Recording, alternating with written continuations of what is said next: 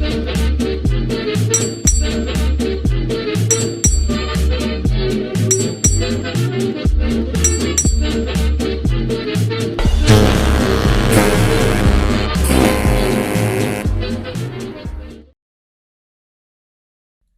everybody and welcome to the Drydock, episode 279, the final Drydock of 2023, and of course also the Patreon Drydock.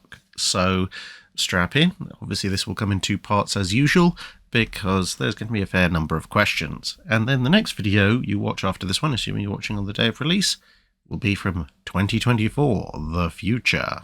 Anyway, moving on. King Brock asks, could you briefly talk about ship naming conventions of various navies and rate which was the best or worst at following their own convention? Well, unfortunately, it's very difficult to discuss naming conventions across any significant amount of time in various navies, precisely because most navies are pretty terrible at actually following them. So, for those of you who know, a naming convention essentially, what kind of thing should we name a type of warship after? It's much easier to discuss naming conventions for classes and how consistent people were with that. But when it comes to naming conventions generally, even if we just restrict ourselves to, let's say, the last 70 years that the channel covers, so essentially the pre-Dreadnought and Dreadnought era, probably the people who follow their naming conventions the best, are, of the big navies at least, are the Americans, because when you look at the cruisers, for example, cruisers are pretty much near uniformly named after cities. Most of the exceptions to that are because in the early 20th century, when it didn't look like the US was going to have a particularly large battle fleet, they were naming some of their bigger armoured cruisers at that point after states. But once it became clear that actually a US battle fleet was going to definitely be a thing, the convention of using state names for the capital ships, i.e. the battleships, came in, and that was pretty much stuck to. You will find every US battleship from the original USS Texas onwards all use state names. And as I said, the vast majority of cruisers will use city names. And that's actually quite interesting, because when you look at the Alaska class, of course, they looked for using territories because they weren't quite as big as states, i.e. they're not fully rated as far as the US is concerned as a capital ship, but they're definitely bigger than a city. And also, most US destroyers would be named after people. And then US submarines, at least in the period that we're looking at, almost exclusively named after fish. The only real major class that has any inconsistency when it comes to the US Navy in the time period the channel covers is aircraft carriers, and that's because initially they inherit, of course, Saratoga and Lexington, which are named after major battles, but that's what the naming convention for US battle cruisers seems to have been going down the line of. And then in the interwar period, it kind of veers a little bit back and forth, because of course Yorktown is a famous battle, but then you have Enterprise, Wasp, Hornet and Ranger, which are all resurrecting names of ships from the Revolutionary War / American War of Independence period, and the Essex class kind of mixes between the two. The French and the Germans in places don't do too badly for name consistency. With the Germans, most of their cruisers are named either for people, Scharnhorst, Prince Heinrich, etc., or for towns and cities like Rostock, Karlsruhe, Königsberg, etc. And there's a general split between the cruisers that are named for people tend to be the larger ones, and the cruisers named for places tend to be the smaller ones. Albeit that as long as we're being consistent in time period, there are some earlier ones that are named after legendary figures like Ariadne, Thetis, etc., or just randomly a gazelle. And German battleships, at least prior to Nazi Germany, seem to mostly be provinces, but with wanderings off into naming things after royalty. Whereas the Kriegsmarine period, obviously Scharnhorst, Gneisenau, Bismarck, Tirpitz, they're actually, weirdly enough, going back to the large cruiser-battle cruiser naming conventions of people.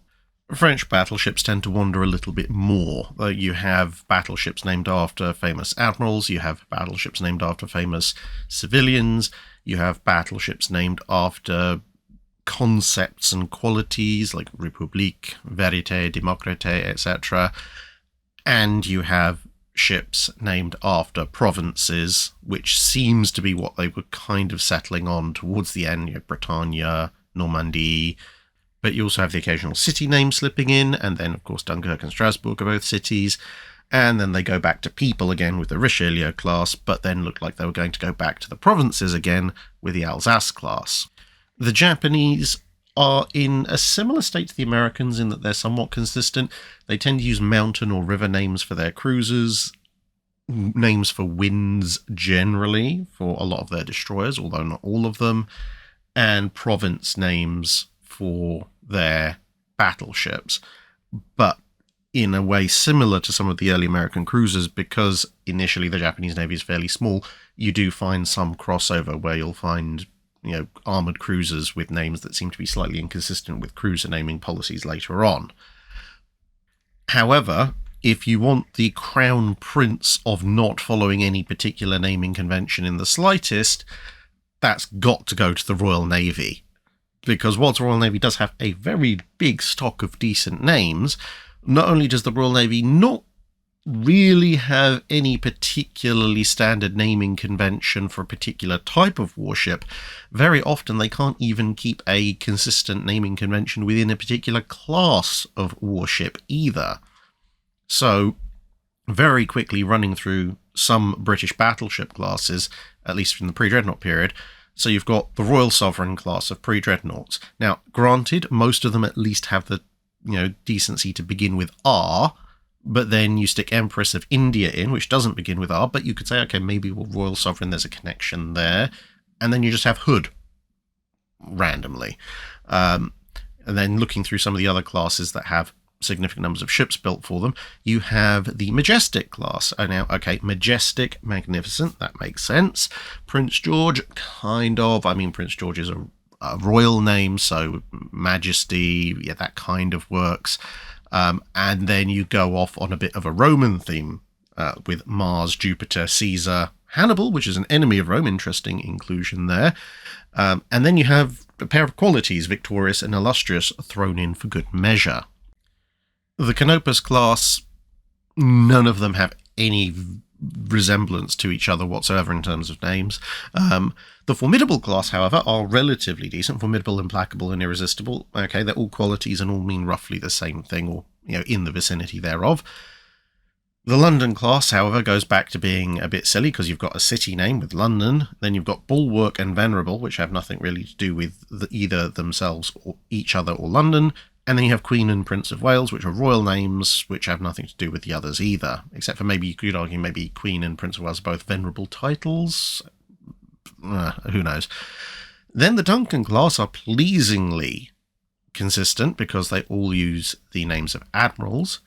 The King Edward VII class, believe it or not, are actually relatively consistent once you realise the theme. King Edward VII, of course, being the reigning king, and everything else being the names of areas within the British Empire or parts thereof, Commonwealth, Dominion, New Zealand, Hibernia, etc. Although maybe Africa including in that. I mean, okay, we did own large chunks of it, but the whole continent is probably pushing the ambition envelope just a little bit. And then you get into the Dreadnought names, and at that point, the only two classes that have any consistency to them at all, the Nelson class, mostly because it's just Nelson and Rodney, there are two of them, and the Revenge class, because they all begin with R. None of the other British Dreadnought classes have any actual commonality of theme running through all of their the ship class names. So yeah, and that's just the British battleships. Don't even start on carriers, cruisers, etc. You're lucky if you're looking at a British class if they stick to a naming convention within a single class. And it's a little better with the cruisers, towns and counties and so forth. But even then, the relationship between, the towns, which self-descriptively are towns, the counties, which are counties, the Leanders, which are named after Greek heroic mythological figures, etc., etc., don't even start, you'll go mad. Robert Knapp asks, in the United States Navy in World War II, Mark E. Steele, or Style possibly, confidently proclaims that the US Navy produced the best submarines of the war in the Gatos, the best destroyers of the war in the Fletchers, the best light cruisers in the Clevelands, best heavy cruisers in the Baltimores, the best carriers in the Essexes, and best battleships in the Iowa class. This seems just a tad overblown to me, or is he actually correct in this assessment? If we restrict ourselves to classes that at least saw a decent amount of combat in World War II, I would disagree with the submarines, definitely. Not to say the Gato class aren't bad, but even within the US Navy, hello, the Balao class exists, and they're just better Gatos. They can dive deeper, and they're stronger. Plus, of course, it depends quite a bit on what exactly you want to use your submarines for. My choice at the Balaos, I would say definitely would be the best all-round submarines for the Pacific campaign, but part of what makes them so good in the Pacific, their size allowing for speed and long-distance travel, duration on station, etc., if you put them in a different scenario, like, say, the Mediterranean, you try to fight the Mediterranean War with Balaos or Gatos, you're going to end up losing a lot of subs. How they do in the Atlantic is an interesting proposition, though. Not entirely sure, given that it's an ocean, so you don't face the issues that you would have in the Mediterranean. On the other hand, the Atlantic does have challenges of its own, but, if you're looking at deep oceanic submarines, okay, fine, I can give it to the Balaos, but they're just better than the Gatos. The Fletchers, okay, I can actually be quite happy with saying, the Fletchers probably are the best destroyer class of the war, assuming, again, like we said at the beginning, that you're restricting it to ships that saw a significant portion of combat in World War II, because, of course, towards the end of the Second World War, you have other ships like the Sumners and the Gearings coming in the US fleet, and various other advanced designs coming in other fleets as well. Cleveland's best light cruiser, now I can give that to a certain degree, albeit with a caveat that it's not exactly the world's most heavily contested field, considering that, once the Mogami's been switched over, the Japanese have precious few light cruisers and almost no modern ones. The Germans, the Königsbergs are never going to win anybody's prize. The Italians have a few decent ones, but they're mostly smaller. The French, likewise. And, the Clevelands have an advantage, which is something we'll see in a bit as well, of being free of treaty restrictions, whereas, their only other competition, the towns, are treaty cruisers. Now, personally, I would say Belfast and Edinburgh, the slightly larger town subvariants, which are also, like the Clevelands, somewhat free of treaty restrictions, I would say probably give the Clevelands a run for their money. But given that there are a lot of Clevelands and there were only ever two Belfast-Edinburgh ships, or Belfast and Edinburgh, I think we can give it to the Clevelands at that point. Heavy cruisers, the Baltimores almost just win that one because they're the only heavy cruisers built free of the treaty restrictions and not horrifically inefficient, looking at you, HIPAA class. So they're kind of just on their own. There is no other real competition because, the US is the only one to complete any heavy cruisers that they've designed and built during the Second World War, albeit on a per-ton efficiency basis. I would be very interested in a detailed comparison of the Baltimores and the Zaras, because the Zaras come very close on substantially less tonnage, and of course they are a slightly earlier design. The Essexes are in a little bit of the same boat like the Baltimores in that they're, one, much bigger than almost everything else that's come before them, and two, they're being produced in the middle of the war when virtually every other country isn't producing full-size fleet carriers. Even the Implacables are designed and started right at the beginning, before the Essexes. And Japan, well, Taiho again is an earlier design, and then the Japanese later designs are either conversions or specifically designed to be smaller and easier to construct for mass manufacture. So, yeah, the Essexes win by kind of being essentially half a generation to a generation ahead of everybody else and being the only ones being built, at least at the scale of fleet carrier. And similarly with the Iowas, the only real competition to the Iowas, because they are so much bigger than other treaty battleships, would be the Lions, but the Lions are never completed, and of course the Yamatos, which is the eternal Yamato versus Iowa debate, and which exactly makes the better battleship, and it depends on what you're taking that battleship into, a straight-up slugging match with another battleship or more general-purpose uses. The latter, the Iowa, has a clear advantage over the Yamato in a straight-up fight. It's far less clear-cut. And an awful lot of what gives the US ships these advantages is, if you want to be really nitpicky, not necessarily strictly the design, but it's a combination of the design of the ship plus the technology that the Americans can bring to bear and make available on said ship. For example, one of the things that makes the Fletchers outstanding is their dual-purpose 5-inch 38 main armament. And I would say probably a strong second would be the splinter proofing that covers extensive portions of the hull. Whereas if, for example, you took one of the late interwar British designs, like, say, the Tribals or their successors, the JKs, Ls, etc. Now, if you gave those twin 4.5-inch, which realistically they should have developed by that point, so they also have dual-purpose armaments, they would be very, very heavily contesting the Fletcher's place as top destroyer. And likewise, things like the torpedo data computer, they're not an intrinsic part of US submarine design, but they do massively improve the capabilities of US submarines. And of course, doctrine of use as well. So essentially, yeah, you can make an argument for a number of his categories, in fact, most of them, but with a big qualifier of they're all essentially half to a whole generation ahead of most other designs that actually see significant war service, as we mentioned earlier, and that's largely enabled by the fact the US has a massive industrial base that isn't directly affected by the war, as in it's not being bombed, which allows them to build these next step designs in fairly large numbers quickly enough for them to see conflict.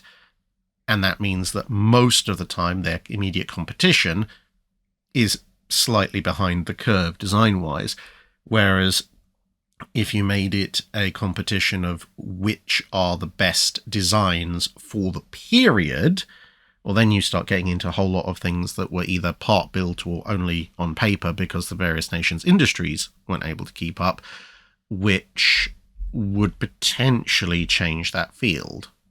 But as far as the US Navy producing some of the best ships of the war, yes, that is in and of itself a fact, but it does have some fairly major qualifications to it. Brian Smith asks, what intelligence did the US Navy have about the Japanese Navy after the Battle of the Philippine Sea and before Leyte Gulf? Did they know about the Japanese Navy's lack of fuel, aircraft and pilots, or where various Japanese ships were located? And if so, was this information communicated to the fleet? It varied quite a bit. So in terms of where Japanese ships were located, the US had a relatively good idea about where most of the Japanese fleet was at any given time, because of course they had a lot of signal intercepts to go through, and they were pretty good at decoding the Japanese communications, and most of sort of the movements of ships were ordered via radio transmission. So that combined with aerial and submarine reconnaissance meant they usually had a fairly solid handle on the approximate operational areas and sometimes the exact locations of Japanese Navy formations. When it comes down to things like the lack of fuel, aircraft, pilots, etc., that's a lot more sketchy, at least from what I've read.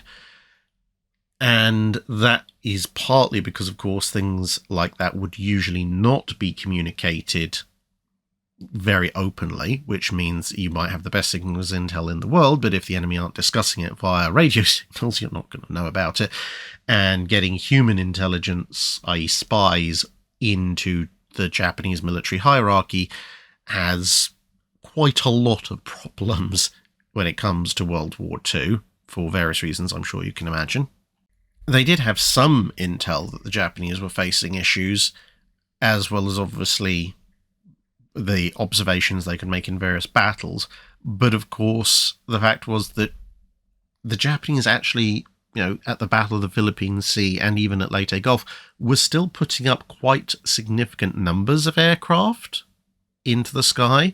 So if you're looking at a situation where you might be thinking maybe they're beginning to run short of fuel, aircraft and pilots, but you're still being attacked by dozens or hundreds of Japanese aircraft, are you going to give that intel much weight? The fact that they would be significantly outnumbered at this stage, most of the time by American aircraft, wouldn't necessarily give you any idea that the Japanese were running short. It would just add up to the rather logical conclusion that the much larger population and industrial base of America was giving you a bigger formation. But in terms of the information being communicated to the fleet, of course, that was via various classified ultra, etc. messages, which would be sent to the higher echelons of the fleet, or briefed when they're back at Pearl Harbor or whatever, depending on the situation and the location of the officers in question. And of course, it never pays to underestimate your enemy. So even if you suspect that the Japanese are running short of certain things, if you assume that they are, that's a very dangerous thing to do. And most of the time, American officers didn't do that. And that combination of not assuming that your enemy is critically weakened, because it's a bad idea, and also just not having that intel to hand in the same way that they had Japanese ship movements to hand, can be reflected in things like the Battle of Cape Engano, because, of course, we know now that the Northern Force was a decoy of mostly empty carriers with minimal aircraft, not a huge amount of strike power, but Halsey went after them as if they were fully loaded and could potentially do a lot of damage to his fleet. John Dietz asks, the RAF was seen as doing much of the heavy lifting during the Battle of Britain, but was it ever considered or conceived to position Royal Navy cruiser squadrons in the Channel to break up Luftwaffe formations before they made landfall? No, it generally was not a thing under consideration. For one thing, the Royal Navy desperately needed as many cruisers as it could possibly find, so in all various theatres. So sparing some for the Channel would have been a big ask to start with. Plus, if they're in the Channel, they're going to be vulnerable to attack from German light craft, E-boats, as the British would call them, Schnellboote, as the Germans would call them, small submarines as well.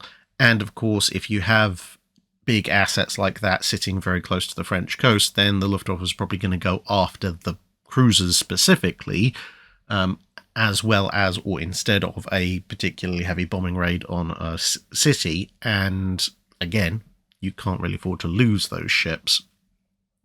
Plus, of course, there's mines and all other sorts of risks you'd be running across.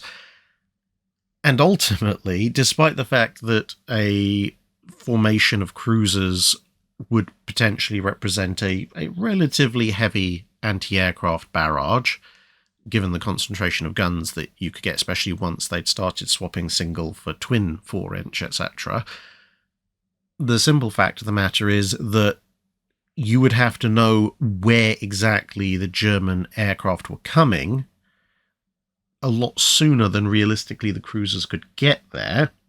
And even if you could perfectly predict the German flight path, the German formations would be able to see a cruiser squadron waiting for them long before that the cruiser squadron was in range with its heavy anti-aircraft guns. And bearing in mind, they're not really going to be able to use their light and medium AA guns unless those bomber formations come down to meet them. So that actually dramatically reduces the overall amount of anti-aircraft firepower the cruisers can bring to bear. But if the Germans don't want to deal with that, bearing in mind they're travelling a lot faster than the cruisers, they can just go around them. It's a detour, but it's not a massive one, and they can easily afford to do so. just to not get, a bunch of 4-inch anti-aircraft shells thrown at them. So yeah, it was never really looked at. Marlin Stout asks, during the interwar period, the Japanese built the Mogami class as light cruisers that could then be rearmed into heavy cruisers, partly to get around the treaty limits on heavy cruisers. This got me wondering, if a navy during this period had the money to do so, could they have built a class of cruisers, or potentially even battleships, but not installed the guns, and then placed the ships in reserve to be armed and fitted out in time of war? Presumably the guns, even entire turrets, would need to be built and stored separately whilst waiting to be installed, and would a ship with no guns count against that country's treaty limits despite it not being a usable warship? And would that be something, money permitting, that a nation could have done to expand its fleet in the event that war breaks out whilst technically staying within its treaty limits? Within a very narrow scope of the treaty, you could probably try and make a very rules lawyery argument, because the Washington and London treaties talk about mounting or carrying guns, and you could say, oh yeah, well, I've built this hull, but it's not actually mounting or carrying the guns. However, that's an incredibly narrow portion of the treaties with a very rules lawyer interpretation. Everyone else would probably just turn around and go, yeah, but we can clearly see what you're trying to do. That's against the spirit of the law. Or they would argue that regardless of the fact of whether it currently carries a gun of up to 8 inches, or in the battleship case up to 16 inches, that doesn't actually matter because it's designed to, and much in the same way as a ship under construction will still be counted towards the overall limit, then a ship that's clearly only partway through construction, even if construction has been paused, is still going to count because it's afloat. The other thing would be, is it a warship or not? If it is a warship, then it's either between 10 and 35,000 tons or up to 10,000 tons. So regardless, it's still going to count towards your displacement limit, regardless of whether or not it's armed. Or if you argue that because it's not armed, it's therefore not a warship, then you have Article 14 of the Washington Treaty, which says that no preparation shall be made in merchant ships in times of peace for the installation of warlike armaments for the purpose of converting such ships into the vessel of war, other than the necessary stiffening of decks for the mounting of guns not exceeding 6 inches. Which would mean that if you did try and classify them as some kind of weird merchant vessel, the fact that they would have barbettes, armour, magazines, etc. would put them in violation of that clause. So unfortunately, building a fleet of cruisers or battleships that just don't happen to have their turrets installed won't get you round the treaties, I'm afraid. Switch374 asks, after the turret-rotating gun mount, or whatever you want to call it, was developed, or any time after the centerline rotating mount on USS Monitor was deployed, why did navies stick with the row of guns along the side of ships instead of developing the rotating gun mount for so long? It comes down to quite a few different reasons, and for reference when I'm talking about this period, bearing in mind this is the early ironclad period, when I say for a while or refer to lengths of time, we're talking about relatively speaking. That might be only half a decade or so. So with that said, the turrets, as you see on Monitor, etc., firstly, they have some reliability problems, and secondly, they're incredibly heavy and complex compared to a broadside or central battery mounting, and something that is complex can break. But also, in some ways, they reflect the industrial limitations of the Union and then the USA in the fields of metallurgy and so forth, because a turret mount partly reflects having very large guns, and the very large 11, 15 inch, etc. Doldrums, as I said, in part because the US was just a fraction by, as I half a decade or so, technologically behind the leading powers in Europe, and that meant you had guns exploding when they tried to produce smaller, higher velocity and therefore higher pressure weapons. So essentially the shotgun approach of large bore, slightly lower pressure, very heavily built up guns was needed to come close to that kind of level of performance. And that in turn meant if you have a very big, very heavy gun, a turret starts to make more sense. Whereas for the Europeans, if you can get more lighter guns with similar armor-piercing performance, it mitigates the need for a turret. Plus, of course, the monitors themselves are not particularly large vessels in comparison to European ocean-going ironclads, and the turret is very necessary for a lot of US monitors because they have these big guns and they don't have a huge amount of space to put them. Whereas on larger European ships, even if you did have a gun the size of an 11-inch Dahlgren, you could get a lot more of them on either side than you would be able to fit on a relatively small US monitor. And then you have the issue of stability and seakeeping, because a turret requires a very large field of fire, so that means that if you're going to have a turret, it needs to have the deck around it be for quite a wide area being fairly flat, and because a turret is very heavy, if you mount it very high, that's going to lead to stability issues, which means you often would end up having to mount the turret lower than you would perhaps for a central battery or broadside weapon, and that is going to reduce your seakeeping capabilities, Captain being a example of this. Plus, you actually have a lot more potential to damage your own ship compared to later guns, believe it or not, because although the later guns in the pre-Dreadnought and Dreadnought era are more powerful, the barrels being so much longer tend, not always, but tend to actually be over the side of the ship when they fire. It obviously depends on the angle you fire them at. And as we've seen from the pressure diagrams of naval guns previously, that means the majority of the blast is going to be inflicted on the sea, whereas with the shorter barrel weapons in the ironclad period, a lot of that blast is going to be exerted on your own deck and superstructure. And then you've got the machinery issue of the fact that if you're designing an ocean-going vessel in the 1860s and for a lot of the time in the 1870s, the efficiency of the machinery that's available just isn't enough to make you able to go out and do oceanic range missions.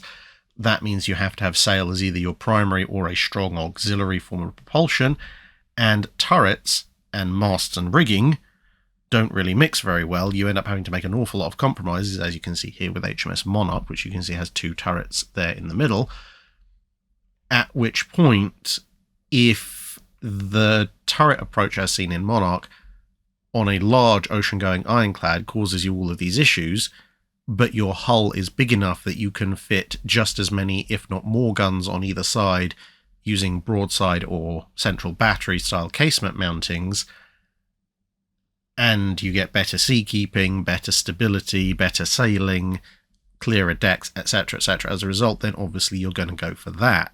The main deck enclosed gun mount, whatever you want to call it, full enclosed barbette, turret, etc., really only starts to make sense when guns themselves are getting to a size and weight whereby essentially duplicating them down each side is impossible if you want a decent amount of firepower, and machinery has advanced to the point you can actually cruise for several weeks without any recourse to sails.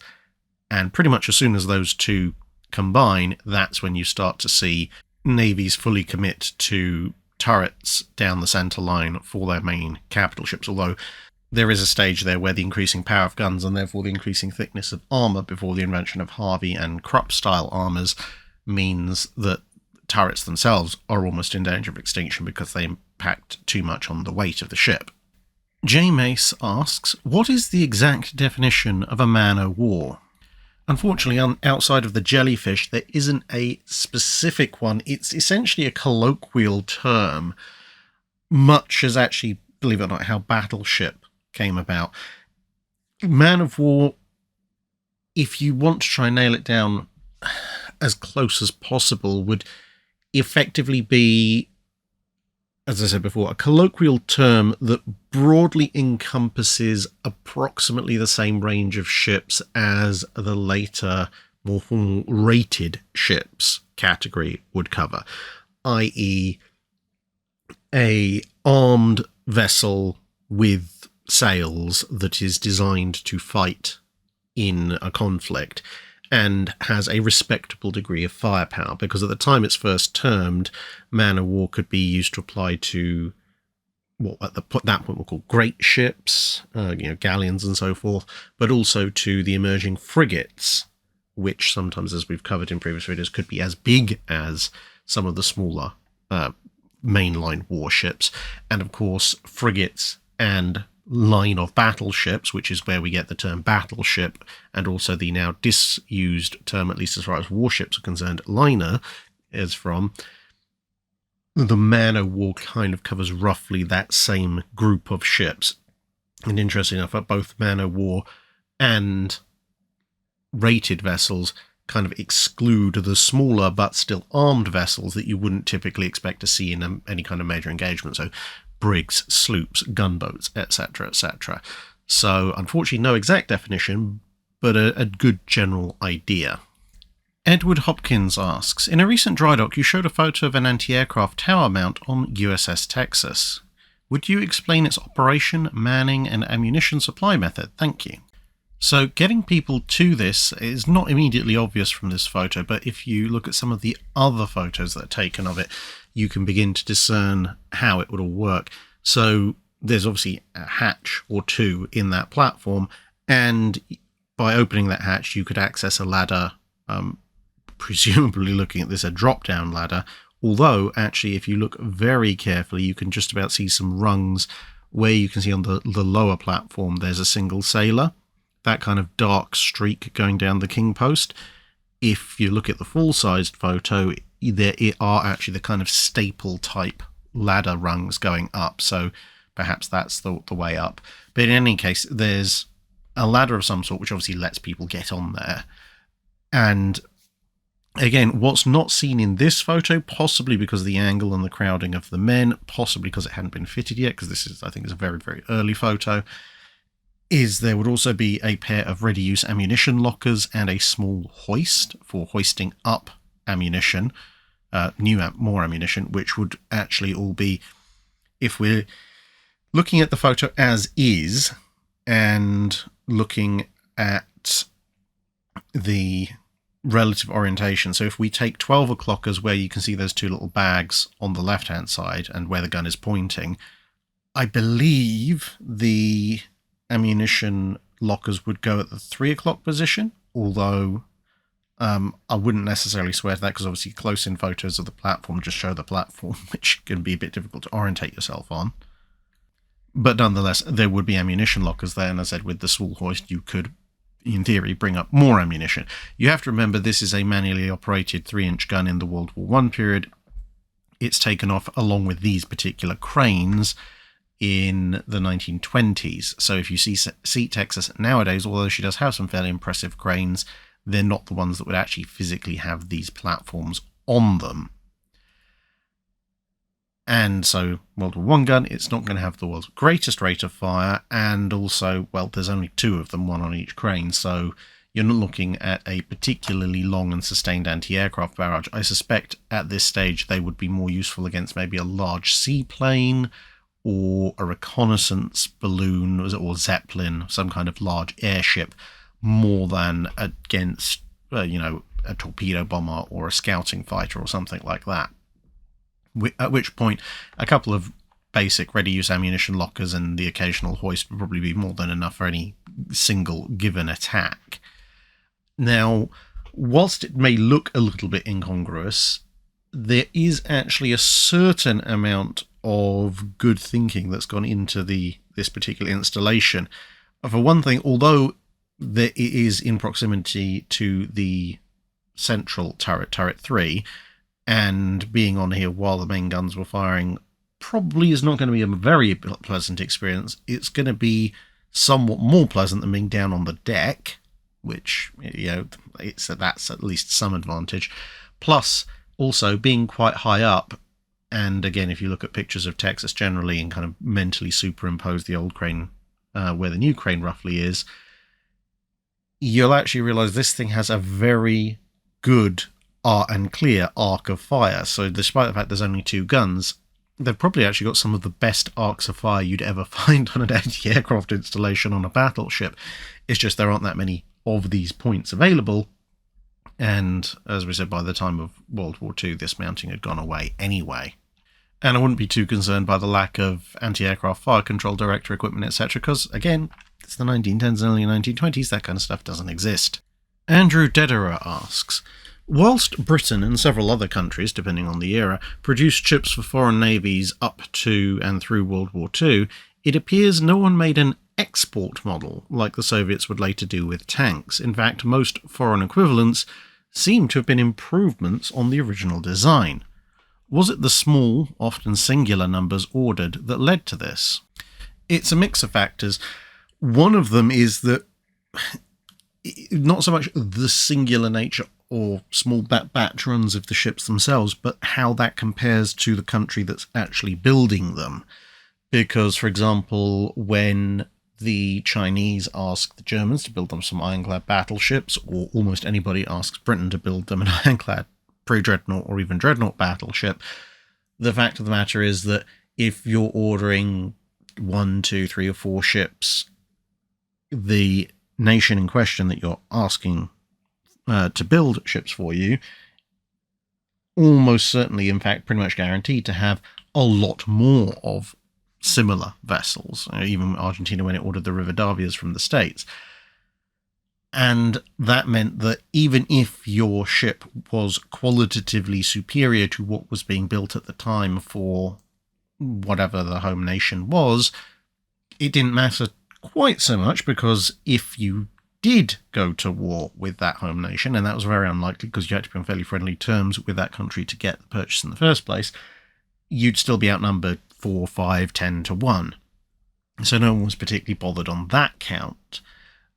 Another factor was that the navies in question, American, German, British, French, etc., were usually a little bit conservative, partly just generally, but partly also because when you do have to build 2, 3, 4, 5 or 6 ships of the same class and pay for them, and you're doing that year in, year out, you don't necessarily go for the all singing, all dancing, this is what we theoretically could build at the cutting edge of technology solution.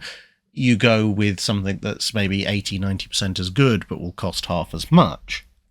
Whereas if you are building one or two battleships, and that's probably going to be it for a while, you might push the boat out for the better quality with a bit more money. So you might end up paying what the Royal Navy, let's say, would pay for 3 ships, and you might pay that same amount of money for 2 ships just to get 2 better ships, which actually isn't a bad shout for a small navy. Having a few high-quality, expensive vessels is actually far better than trying to compete on the same level with 1 or 2 additional hulls when your enemy has 10 or 20 additional hulls. But what that meant was that the technology was known and available to the home nation as well if they wanted to, and in the time period that most of these vessels are being built, the pre-dreadnought and dreadnought era, things are advancing so quickly that even if a particular ship like the Minas Gerais for the Brazilians or the Almirante Litores or whatever for the Chileans, when these ships are being built, they may be qualitatively superior to the ships that are being built at that precise time for the home nation navy.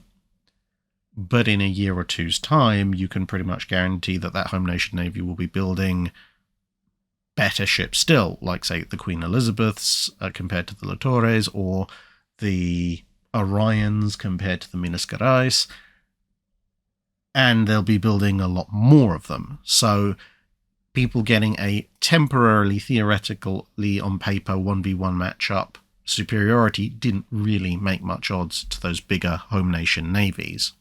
And also, in some ways, foreign battleships were a way of at least for the companies that were building them, because bear in mind at this point private companies were contracting and soliciting designs to the home nation navies as much as the home nation navies were coming up with specifications. It allowed a practical test and demonstration of certain elements of ship design without anyone at the home nation actually being at risk. So, the Royal Navy, again, using the example of the biggest foreign warship builder, or the Italians in the case of the Garibaldi-Pisa cruisers, they didn't have to pay for or risk the failure of a different set of guns, or a slightly bigger set of guns, or a slightly different hull form, etc. But they could still benefit from all the design experience that came from that because someone else was paying for it. So, if the Chileans, the Brazilians, the Spanish, or whoever, the Japanese, I suppose, at some points as well, if they built and paid for a ship and it had all these modifications to it, well, great. They've got one or two ships that are better with more modifications to them. But now, courtesy of their pocket, we know how to build all of that and get it even better. We'll combine that with some other stuff we're developing at home. And suddenly you produce, as I said, the Orions, the QEs, the Americans produce the standards, etc., incorporating lessons that have been paid for by other people's cash. So it's all good as far as they're concerned, as opposed to, and again, this is verging into Cold War territory, which I don't tend to cover, and land, but I'm supposing that for the Soviets getting export model tanks, I'm guessing that's to their allies, presumably in the Warsaw Pact, at which point having thousands upon thousands or hundreds upon hundreds of tanks in the hands of people who may turn on you at any given point, given that, of course, there was the rebellion in Hungary and so forth, it, at that point, is a good idea to maybe have them have a slightly less capable version, because 100 tanks versus 100 tanks, or 1,500 tanks versus 2,000 tanks, is a lot closer of a fight than 20 dreadnoughts versus 2. And as far as I'm aware, and again, correct me if I'm wrong, because I have much less of an idea when it comes to modern ground-based warfare, but I think export Abrams tanks, most of them are also down-rated export models for similar reasons, and also, I suppose, national security reasons when it comes to the armour composite makeup. Rebel Skvirl asks, how did ships in the Age of Sail deal with going through the Doldrums, the area of the intertropical convergence zone, where there could be little to no wind for days at a time? Generally speaking, by trying to avoid it as much as humanly possible. As you can see from this diagram, it also varies seasonally, approximately. So it was known that the Doldrums did relocate slightly, so there were certain sailing seasons. Now, obviously, some parts of the Doldrums aren't really going to affect all that much. So, Mediterranean and North Atlantic trade is pretty much unaffected. But if, for example, you're a Spanish treasure ship or treasure fleet trying to get to Spanish-controlled Central America to pick up your gold and silver, etc., then obviously you want to try and marshal your fleet, both in terms of arrivals and departures, in the spring and autumn, and possibly even winter if the weather allows, rather than in the middle of summer. But when it comes to areas that the Doldrums will be moving up and down quite a bit, so the northwest coast of what's now Brazil, and northeast coast of Brazil and northeast South America, and also the central western coast of Africa, when you look at Age of Sail trade maps with the trade routes on them, you'll tend to see that the trade routes in this particular part of the Atlantic tend to be as close to north-south as you can possibly get to allow you to transit through the area as fast as possible. But also, they tend to suddenly stick very closely to the coast, almost like you're back in the old school days, where you don't have really much in the way of a navigation aid, because then if it does look like the wind's about to die, or the wind does die, if you're close to the coast, you do have options in terms of grabbing supplies and so forth. But if you're on a long distance sea voyage in the classic Age of Sail, if you go without wind for a few days, that's not usually a huge problem. It's when that gets into weeks or months, potentially, that starts to be a problem, because you will have a relatively decent amount of supplies aboard. But this is in part, not entirely, but in part, why, when you look at the establishment of major commercial ports immediately north and south of the equator, you don't tend to see much in the way of commercial shipping in the areas covered by these bandings until after the advent of steam propulsion. unless there's something really, really valuable there, which you can get in seasonally, like, say, the Spice Islands over in what's now classified as Southeast Asia. Or and the other thing is you'll see, fairly major commercial ports just outside the Doldrums band, because they're the most reliable places you can get closest to those areas that you might want to grab materials from without being at major risk from them. Brad Bargmeyer asks, how might the World War II war in the Pacific have been affected if Britain had fortified Singapore enough to successfully prevent Japan from conquering Singapore early in the war?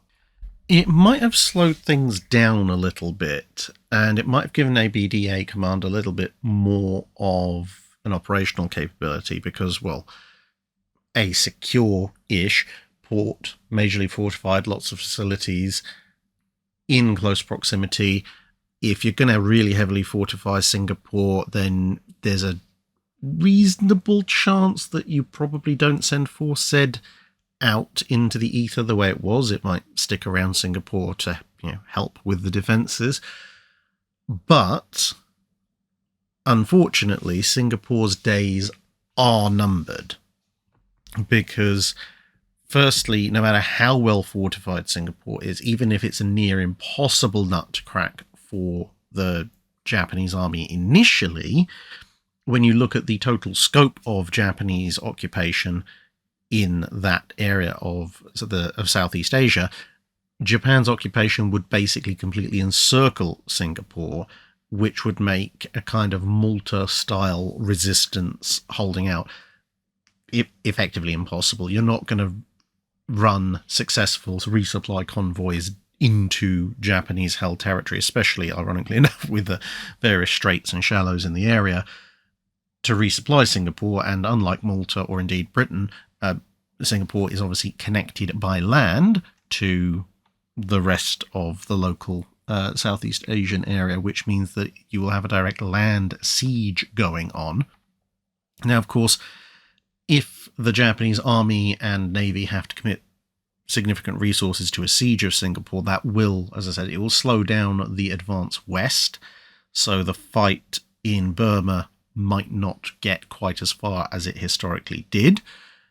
And if the Japanese Navy is having to send the Kyoto Battalion to launch multiple carrier strikes to try and help out the Japanese army, then that might delay other projects they've got on hand, such as what would the operation that would turn out to lead to the Battle of Coral Sea.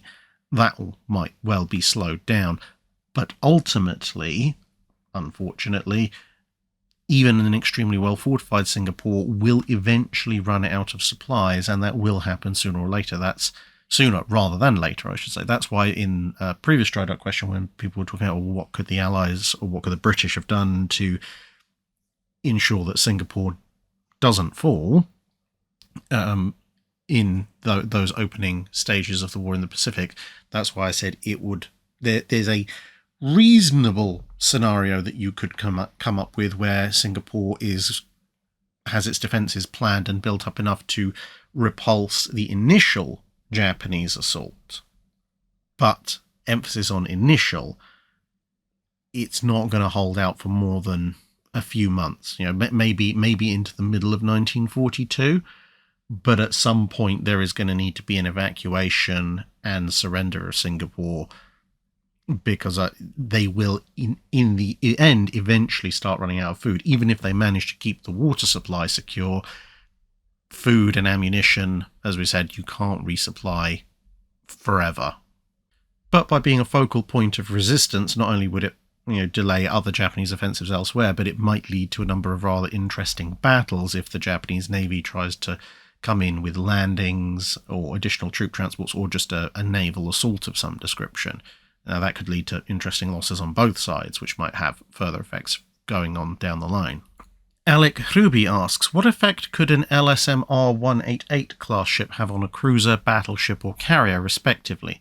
Assuming something around a 10% hit rate on the rockets and the LSMR isn't being actively targeted. I'm just imagining in my head all of them magically appearing at the Battle of Leyte Gulf and coming to assist Taffy 3. Well, If you want to be really nitpicky, the main effect would be not a lot, because the poor old things are not the fastest in the world. So cruisers, battleships, and carriers would just go away. And they have to be pretty close in to hit in the first place in battleship or even cruiser gunnery terms. So the chances of them actually getting to engage are slim to none. However, if we assume that, I don't know, it's a night ambush, or someone strays a bit too close to a beach they're trying to attack while these things are present, or whatever, you've got a total of around, I believe, 500, just under 500 rockets aboard. So if we assume the 10% hit rate, rounding a little bit, we'll say, okay, 50 hits.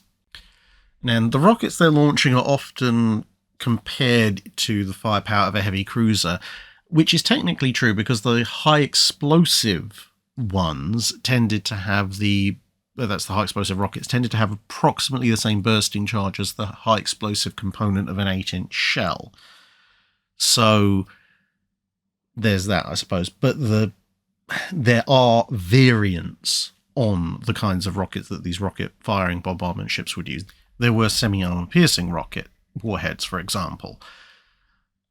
So if we're talking about 50 hits, I mean, on any of these ships, it's not going to be pleasant. But, for example, a battleship being hit by the equivalent of 50 8-inch high explosive rounds, it's going to mess it up. It's going to do a real number on the secondary battery. Obviously, the hits being somewhat randomly distributed. Might mess up a lot of the fire control systems as well and break things. But fundamentally, that battleship is almost certainly going to remain combat capable, because 8-inch high explosive rounds are not going to be capable of penetrating the citadel or the main armament. Given the sheer level of redundancy on most battleships, at least some of the fire control equipment will probably still survive. Whereas a cruiser, again, in theory, its belt, at least, assuming it's a decently built cruiser, and on some heavy cruisers their turrets should survive, but overall they're smaller ships, they've got less redundancy, it's going to be in a lot worse shape.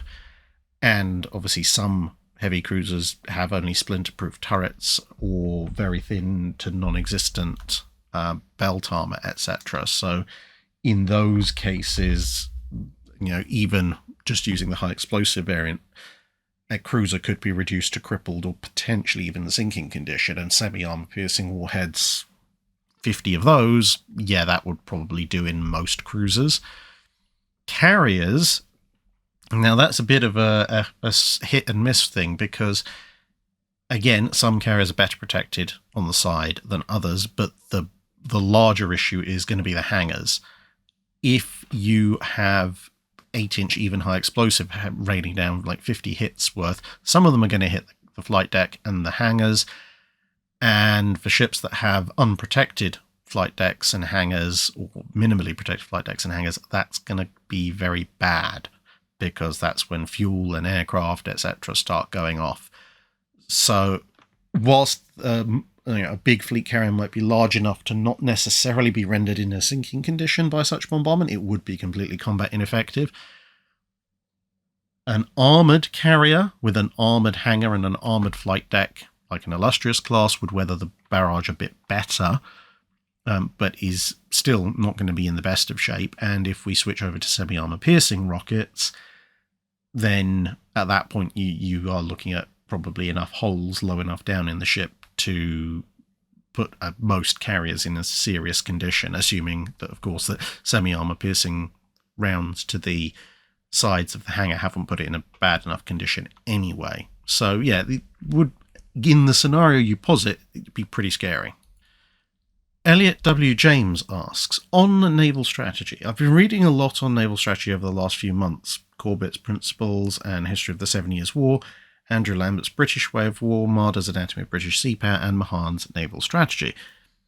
Granted that Mahan is writing for political reasons rather than purely strategic, do you consider that the Mahanian desire for a decisive battle ultimately did more harm to navies than good?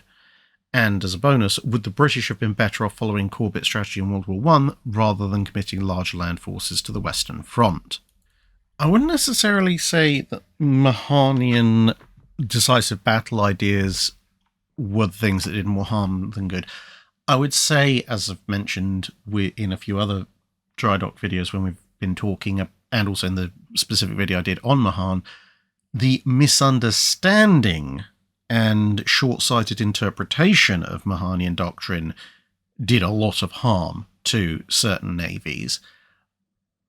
But I don't think you can lay that at the feet of the decisive battle that Mahan points out in and of itself, because, ultimately, if somebody puts up a sign and says, this is a very tall cliff, don't jump off of it, you will die, and people look at the sign and go, it's a very tall cliff. Tall cliffs are awesome, and they run up it and then fall over the edge and die.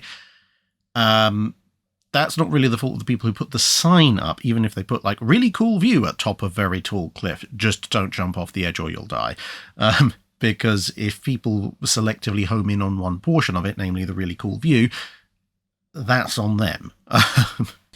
And there's also a certain argument to be had, which is that whilst the misunderstanding of Mahanian doctrine might very well have done immense damage to the Imperial German and Imperial Japanese navies in World War I and World War II respectively, when you look at it on a global stage, depending obviously on your personal political and historical alternate history alignments, you could argue that even the misunderstanding of Mahanian decisive battle doctrine might have overall done somewhat more good in global strategy terms than harm, because if the Japanese Navy hadn't gone Kantai-Kessen is everything and looked at alternative ways of fighting the US Navy, well, there are a number of more effective ways they could have fought the US Navy in World War II using the resources they had available, or potentially even coming up with a different fleet balance compared to what they historically had using the same resources they had available. So, in overall terms, given that the Japanese Navy could have done a lot more damage to the US Navy and thus cost a lot more lives, even though it still would have been eventually rolled back, you could argue that the Japanese Navy misunderstanding Mahan and building the wrong kind of navy to fight the US with is actually a good thing overall, for actually both sides, because the Japanese Navy was going to lose a lot of ships and men either way. And likewise, when you look at World War I, although in geopolitical terms it gets a lot more complex, I suppose the thing is, do you consider the outcome of World War I and the way it shaped 20th and 21st century history to have been not necessarily a good thing, but the most optimal outcome? Certainly if you're American, given that it led to the gradual decline and fall of the British Empire and therefore the ascendancy of the US, you could argue that's a very good thing.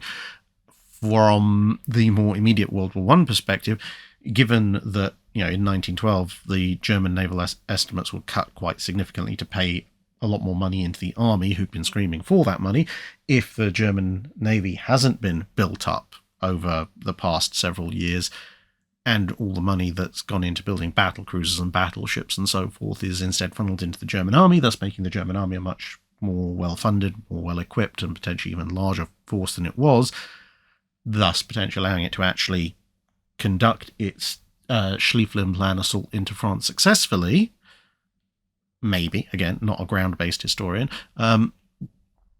that might have then caused either Germany to win the western part of World War I, or, again, make it a lot more costly and a lot more bloody a conflict, which is probably not a good thing. And, if you want to go completely, not necessarily completely off the wall, but somewhat even further off the wall in naval history terms, given that historically Great Britain was an enemy of France and Russia and was actually on relatively good terms with Germany until Germany started having very large naval ambitions, if they'd actually understood Mahan's doctrine properly and realized they couldn't beat Britain and the whole risk fleet theory had gone out the window. I mean, there's a lot of other changes that would have had to happen with regards to Chancellor Bismarck staying in power, the views of Admiral von Tirpitz, etc. But if you used a proper understanding of Mahan as a catalyst around which the German Kaiserliche Marine is not actually increases anywhere near as much as it was, and essentially just tries to stay a prestige and local defence force, and thus enables Germany to remain allied or at least strongly affiliated with the UK, and obviously pump a lot more money into its army, whilst Britain's historical model has been to oppose a European hegemon.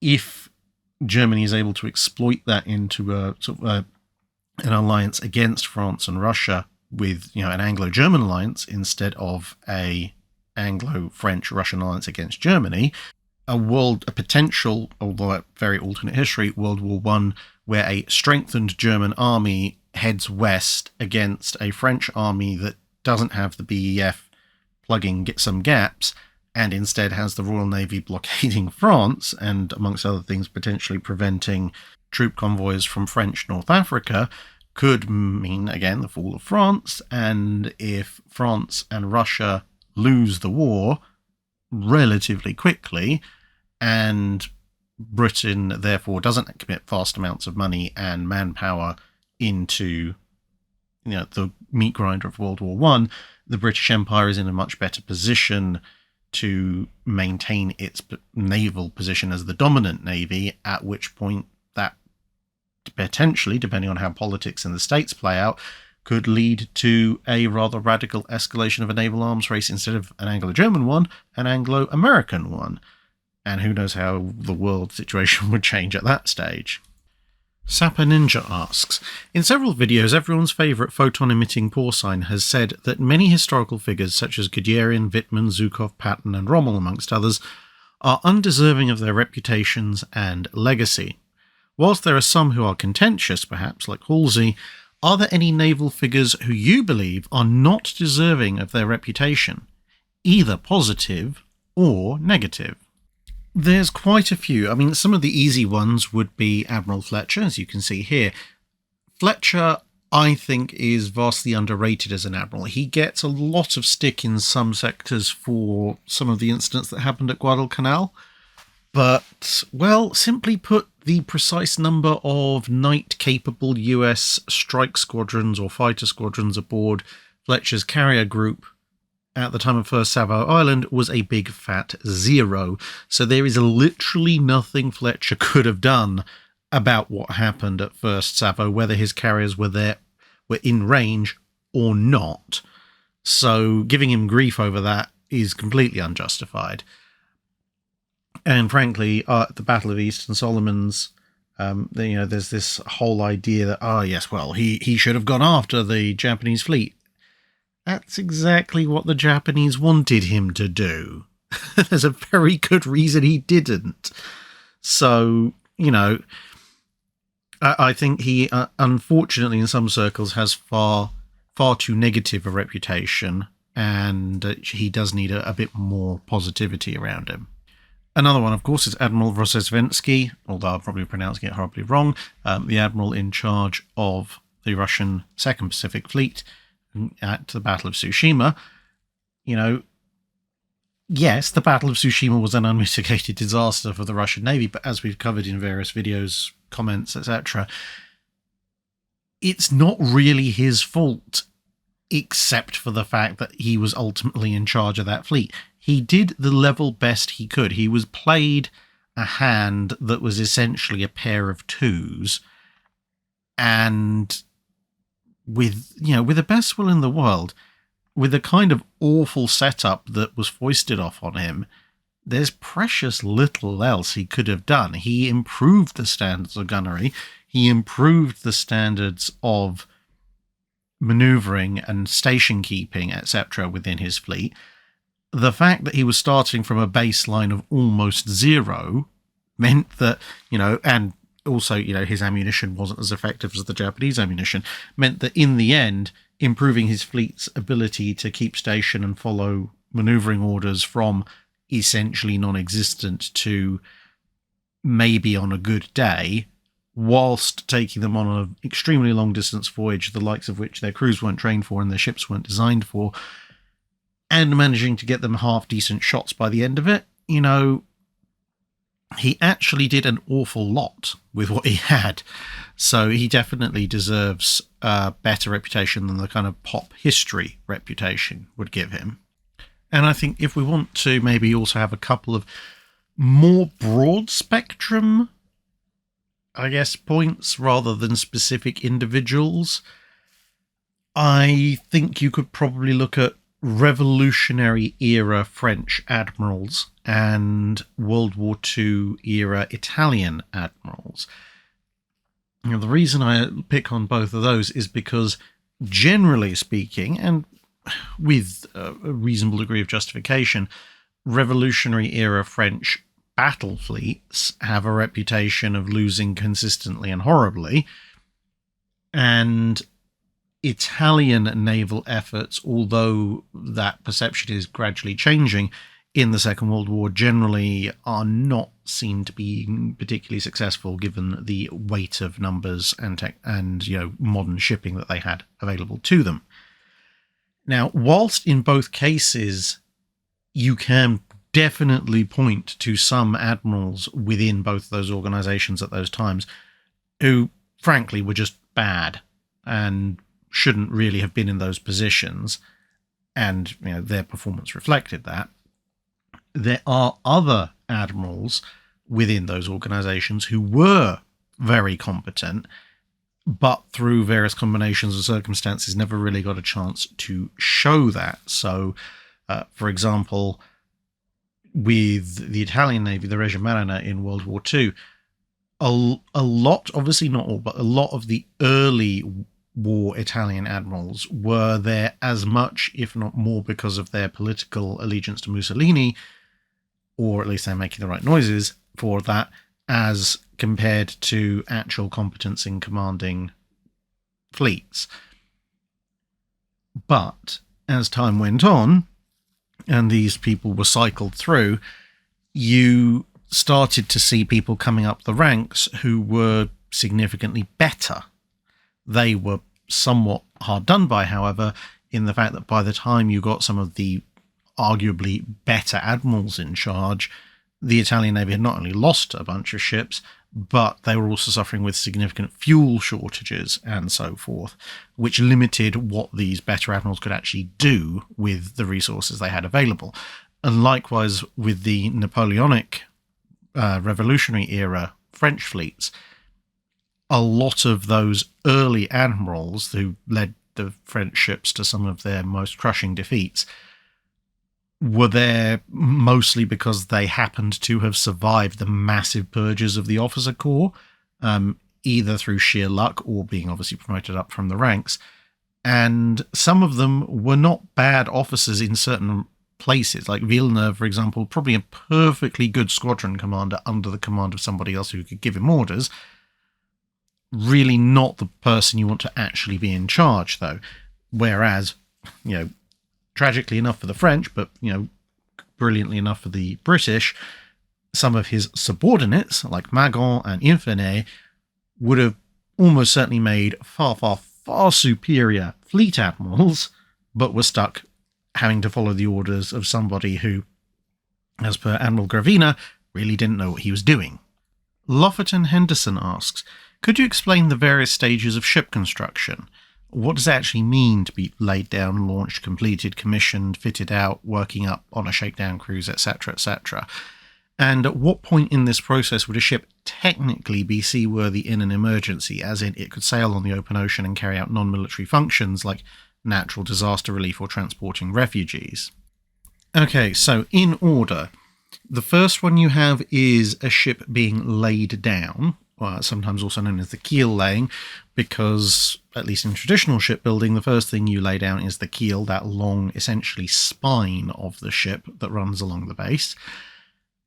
And that is held to be kind of the very start of the ship's construction. You might have been assembling materials for the ship, but this is the first time that various bits of what will eventually be the overall ship structure are being put together in one place and joined together.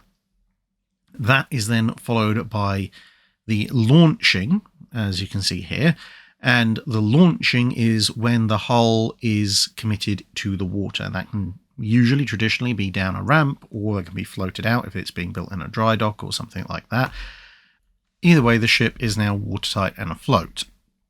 Fitting out immediately follows the launch, because when obviously you look at a ship's launch, especially a warship, usually it'll be launched without any belt armor. It may or may not have some sections of its machinery still missing. Usually most machinery is fitted whilst it's under construction, but not always. And the ship's weaponry, a good chunk of its superstructure, funnels, etc., will also not be aboard.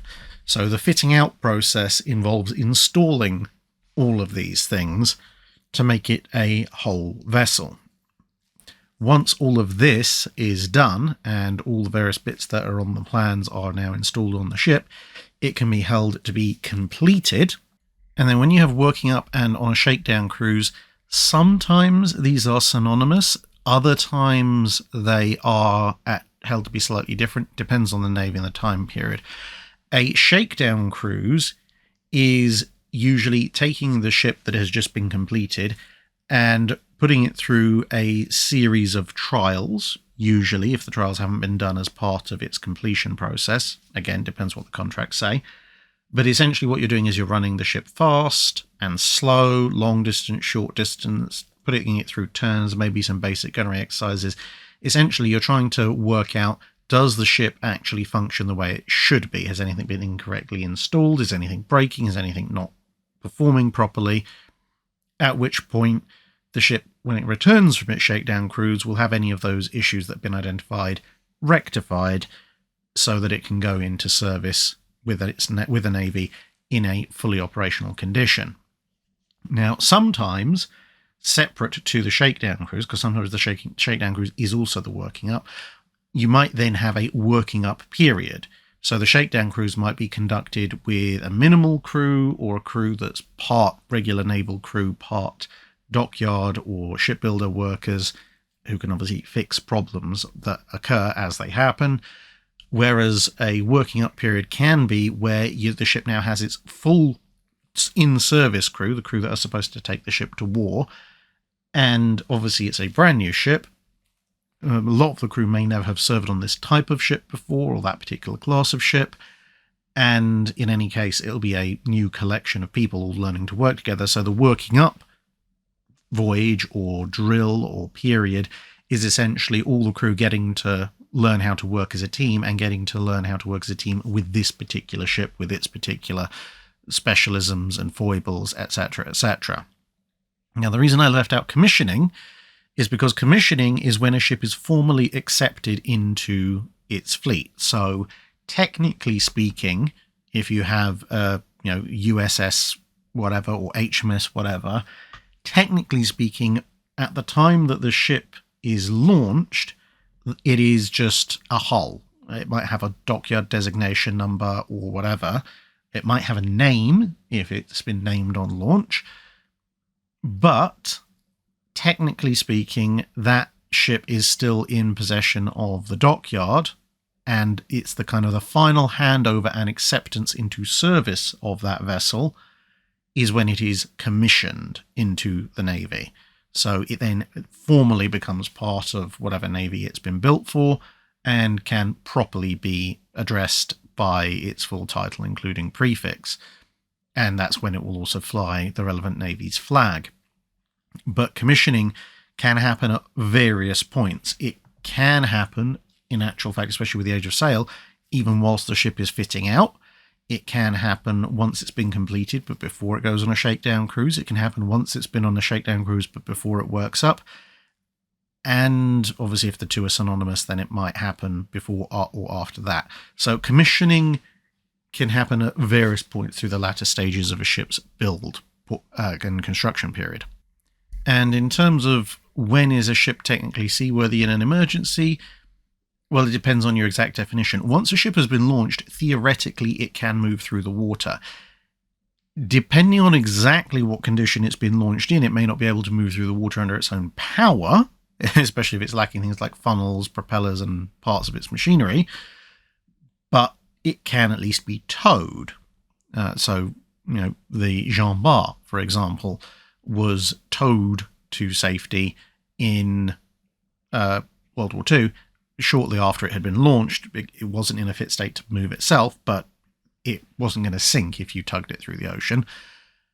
At some point during the fitting out process, a ship will reach a point where it can technically move under its own power, but exactly when that occurs depends on what bits are being given priority in the construction of the ship. But before the ship is technically completed or commissioned, it will be seaworthy and able to move around. The other thing that's not mentioned in all that is trials. So a ship's trials can occur before a shakedown cruise, during a shakedown cruise. Technically, they can even occur afterwards, although not very often. And sometimes some of them, and the trials are things like measuring exactly what the ship's top speed is, which usually has contractual implications for the builder. Sometimes they're even done before the ship's finished fitting out. Usually when that occurs, it's either because it's a first of class and they want to get as much information as possible to inform the rest of the class's construction, or because people are cooking the books to try and get some kind of bonus, which is the reason why sometimes, especially but not exclusively with Italian ships, you'll see pictures of them on trials to establish their top speed, because the builders or renovators would get compensation and bonuses if they could exceed a certain speed. And you'll quite happily see Italian battleships charging through the water at top speed to reach a really nice high trial speed, lacking features like the entirety of the main battery, which rather understandably lightens the load and lets them move a bit quicker. Ibereg asks, given that the Battle of the Philippine Sea could be seen as something of a reverse Midway, would it have been possible for the Japanese to rely more on their submarines to take out American carriers at the Battle of Midway with greater success? Possibly. Captain Yahachi Tanabe, who was the captain of I-168, which actually ended up sinking Yorktown in the aftermath of the Battle of Midway, gave his account of obviously I-168's operations, but also the operations of the group she was supposed to be with. And according to him, the Japanese had deployed a submarine picket line across the expected advance path of any American carrier groups. And unlike some instances where these picket lines were placed and completely missed the target, at least according to Tanabe, that picket line was actually positioned pretty much perfectly across the path of US carrier advance.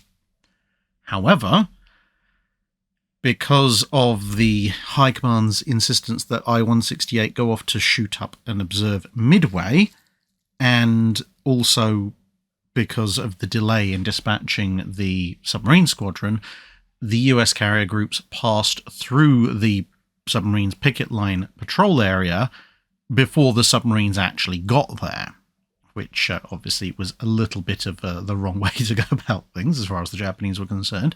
However, it is entirely possible, within an alternate timeline, to hypothesize that the Japanese maybe took the advance of American carriers a little bit more seriously and sent out the submarine squadron a couple of days early with orders to head straight for their patrol line.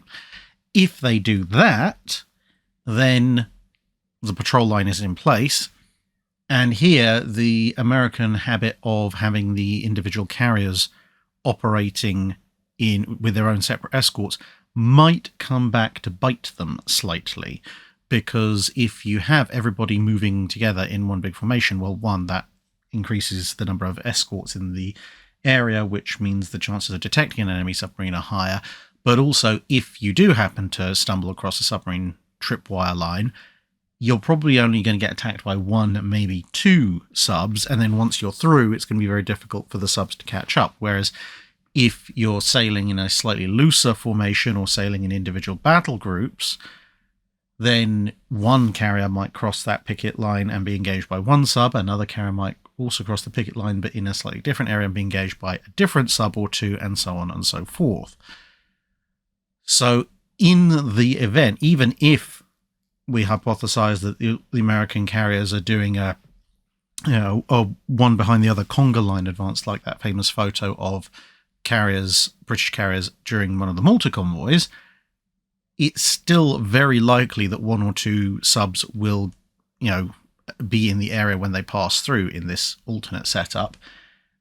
At which point, if they can dodge the escorting destroyers, which obviously I-168 was able to do, so it's not out of the realm of plausibility, they could get off one or two torpedo salvos apiece and potentially sink or cripple one or more of the US carriers, which would put something of a crimp in any plans for Midway. Plus, of course, if any submarine that launched an attack on the American carriers survived, regardless of what amount of damage they do to the American carriers, they would be able to signal back to the Quai de Bouteille significantly earlier that American carriers are on their way, as opposed to waiting for the scouting aircraft from the Quai de Bouteille, which is historically what they had to do.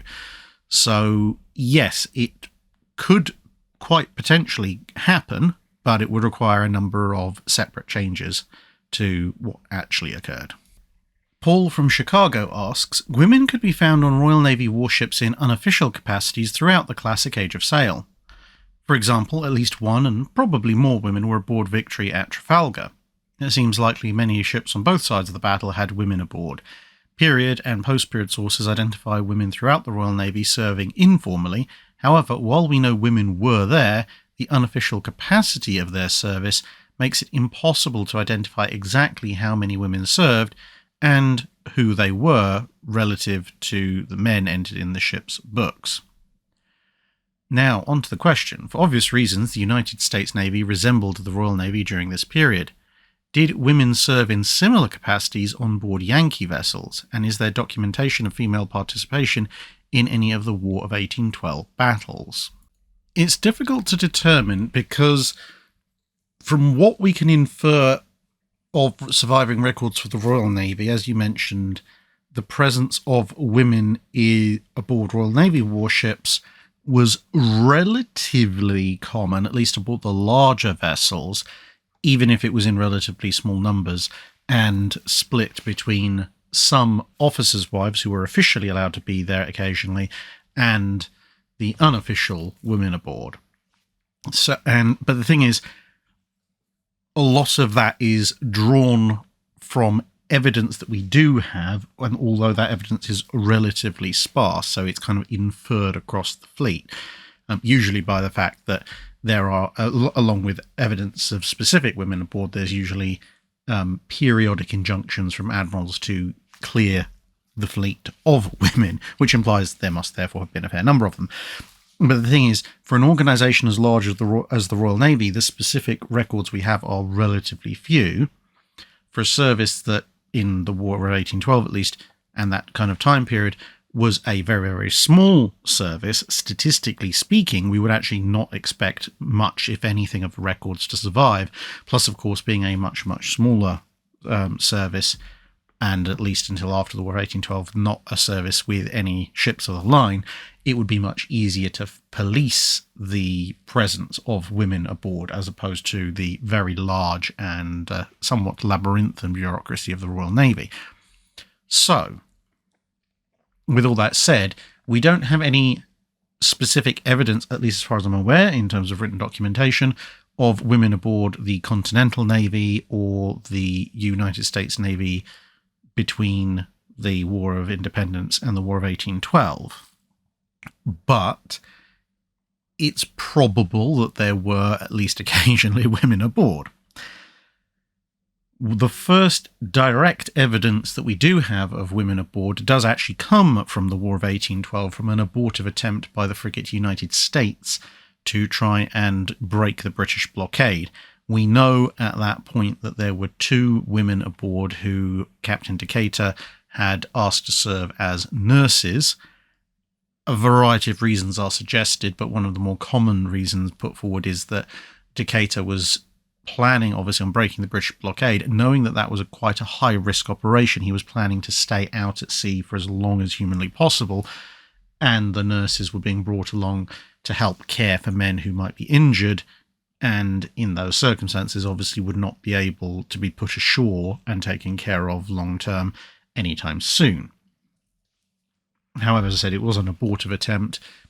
It's possible, although, again, we don't have specific evidence for it, that when the United States was back in port and a bunch of the crew, as well as Decatur, went over to the president, which would obviously then go on to be captured, possible that one of the nurses may have transferred over and been aboard president at the time of her capture by Endymion and friends. But that is the only specific direct evidence that we have. Other than that, so in terms of battles, we don't have any direct evidence for. We have circumstantial evidence that maybe there was a woman aboard president in her last action, but that's about it, unfortunately. John McDonough asks, did the Waffen-SS ever plan or discuss creating a Waffen-SS naval force? I've never seen any reference to it, so I may have just answered my own question, but the SS did have a bad habit of paralleling many other institutions, such as the army, police, and intelligence. Just wondered if Heydrich was at some point drinking and reminiscing about his days in the Navy and dreamed of being the first SS Admiral. Luckily, I think for everyone involved, there do not appear to be any plans whatsoever for a Waffen-SS Navy. SS Marina? I don't know. I don't even know what you'd call it. But, well, put it this way. The turf fights between the Luftwaffe and the Kriegsmarine were bad enough. If you had somebody waltz in and start announcing that they're going to have a separate parallel navy, when obviously the Kriegsmarine is a relatively small force compared to the Luftwaffe and the German army, yeah, that's not going to go well. That's not a fight that is going to end well for the SS, apart from anything else. With the best will in the world, it takes a lot more training across all levels to have a viable working naval unit, as in a ship's crew, as compared to a fighter pilot or infantry units. And I'm not saying if you happen to be the Army or the Air Force that somehow is an inferiority thing. It's just that whilst there is a huge amount of skill and training that goes into being an aircraft technician or a pilot, the fact is you can get several dozen aircraft techs and a dozen pilots and form a squadron. And if you want a flight, then obviously you can carry those numbers down a bit. And, with infantry, as long as you have a squad with someone to be in charge, you now have an effective infantry unit. Whereas if you're talking about frontline warships, as opposed to like patrol boats or something like that, even with a destroyer, not only do you need to organize, multiple hundreds of men, but the people at the top, rather than having gone through perhaps a little bit of additional flight training or a quick command and control course, the captain, the chief engineer, etc. of warships, they have to have fairly long, solid careers behind them, spanning decades, at least one decade, before you can realistically put them in command of a destroyer or something like that.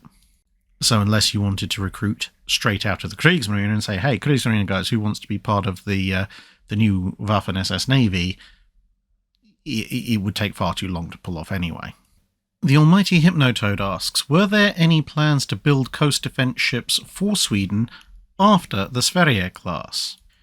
Yes, because originally there was supposed to be 4 ships of the Sverige class. The 4th one didn't get built, so what was going to be the 4th ship was a perennial question of Swedish naval matters during the interwar period. Although most sources seem to indicate that the Swedish government at least thought that the League of Nations was going to keep everybody safe and secure, so clearly new coastal defence ships weren't needed. Well, that worked out well, didn't it?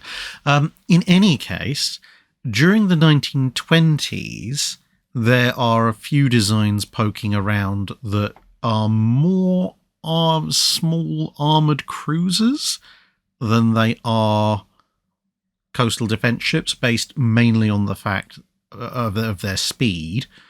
You carrying obviously some big guns and some smaller ones, etc., quite heavily armoured. But in the 1930s, once it becomes clear that, hey, this whole League of Nations thing really isn't working out because nobody's bothering to listen to it, then you start to see some more traditional designs that were clearly derivatives of the Sverige class. So there's a monitor, for example, that actually would not look tremendously out of place in the British monitor fleet, in that it carries just a single twin turret with a pair of 15-inch guns in it. And then you have ships, and these ships are all mostly around 8,000 tons. Then you've got another design that's around the speed of a World War I dreadnought with a pair of 11-inch guns, so it's kind of an evolved Sverige. And then there's a slightly faster design that's essentially, in some ways, not exactly the same as, but similar to a slightly toned down York class heavy cruiser, in that it has 6 8-inch guns or thereabouts. It's a bit slower than a regular heavy cruiser, but it's still upper ends of 20, closer to 30 knots than 20, and it uses 2 triple turrets instead of 3 twins. As well as obviously secondary batteries and torpedoes, etc. And, things go on like this. There's usually the designs vary on the speed, vary on displacement, but most of them look at the 2 twin turret layout, kind of like this version, which you can see in the picture above. And there are some designs that actually move from 4-figure displacement to 5-figure displacement, carrying some pretty hefty weapons at times, but they're all dismissed for one reason or another, partly because some of them are just they think they're too big, they'll cost too much.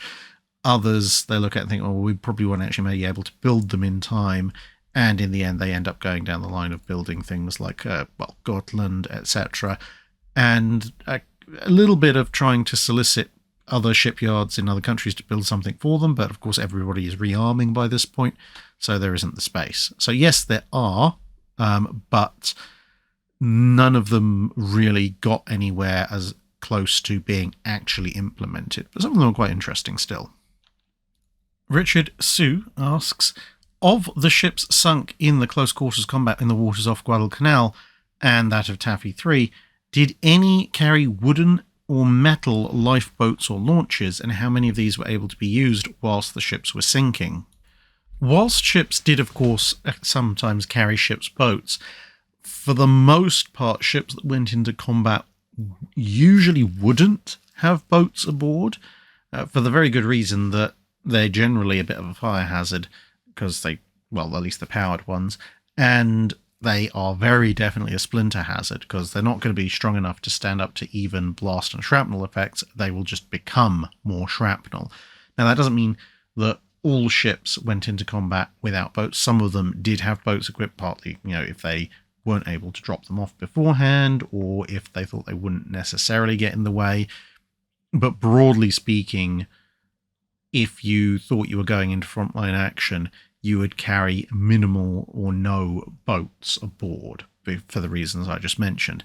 And so as a result, ships off of Guadalcanal or in Samar would not really have those available. Another thing, of course, is the fact that if your ship is hit badly enough that it starts to sink, usually that's going to have compromised the watertight integrity of any boats you had on board. So even if you did have them, the chances of them remaining afloat are actually pretty slim. This is why you have things like Carley floats and rafts and so forth, essentially taking the place of ships' boats, which would be there in peacetime, for evacuating people during wartime combat. And that's not to say it didn't happen at all. There are 1 or 2 cases where a ship's boat or a ship's launch shows up in the aftermath of a ship being sunk. But as far as I'm aware, everybody who got off, Johnston, Gambier Bay, etc. at Samar, or the various ships sunk at Guadalcanal, as far as I'm aware, were pretty much all in rafts and other similar things, as opposed to ship's boats. But, you know, if there's one or two instances where a ship's boat was aboard and was lucky enough not to be completely destroyed and was serviceable to save some men, then obviously feel free to let me know below. Biggles of the Fleet Air Arm asks, of all our funny YouTube names over the years, which one has made you laugh the most? And as a request, can we have the 1 hour mark intermission music back? I think for consistency, it has to go to whoever the guy is who keeps renaming himself to increasingly alliterative names based on Fletcher, Fisher, etc., etc., because some of those combinations do really make me giggle. There have been a few other really good ones as well over time. Someone, for like a few weeks, renamed themselves the Terrible Left Hand of Beatty, and until I told them in no uncertain terms to stop it. That was quite funny. And that's not encouragement for you lot to go and start changing all your names to, you know, left hand of forbidden left hand of Beatty, forbidden right hand of Beatty, and presumably turn into some kind of Voltron undead revenant Beatty. We really, really don't want that. Now, as far as the intermission music goes, I don't know. I mean, I've got no real problem with bringing it back, other than just trying to find enough lift music for these things now. They're running 5-6 hours, maybe a bit of a problem. But I kind of stopped doing it largely on the basis that it seemed a little pointless. But, you know, if enough people want it back, then I don't see much problem in putting it back if people would like the video to be broken up into hour-long segments. I mean, to be honest, the reason that the Patreon dry docks now are two separate sections, sort of 3 hours and whatever's left, is because I found that when I was doing them at 5 to 6 hours, I was running out of characters in the video description for the chapter markings, the timestamps, and that meant you'd get like half of the video timestamped, and then the rest of it would just be one monolithic block. And it turns out that roughly dividing up at the 3 hour mark seems to allow me to just about get all the questions in, so that you don't have to scan blindly through the whole thing.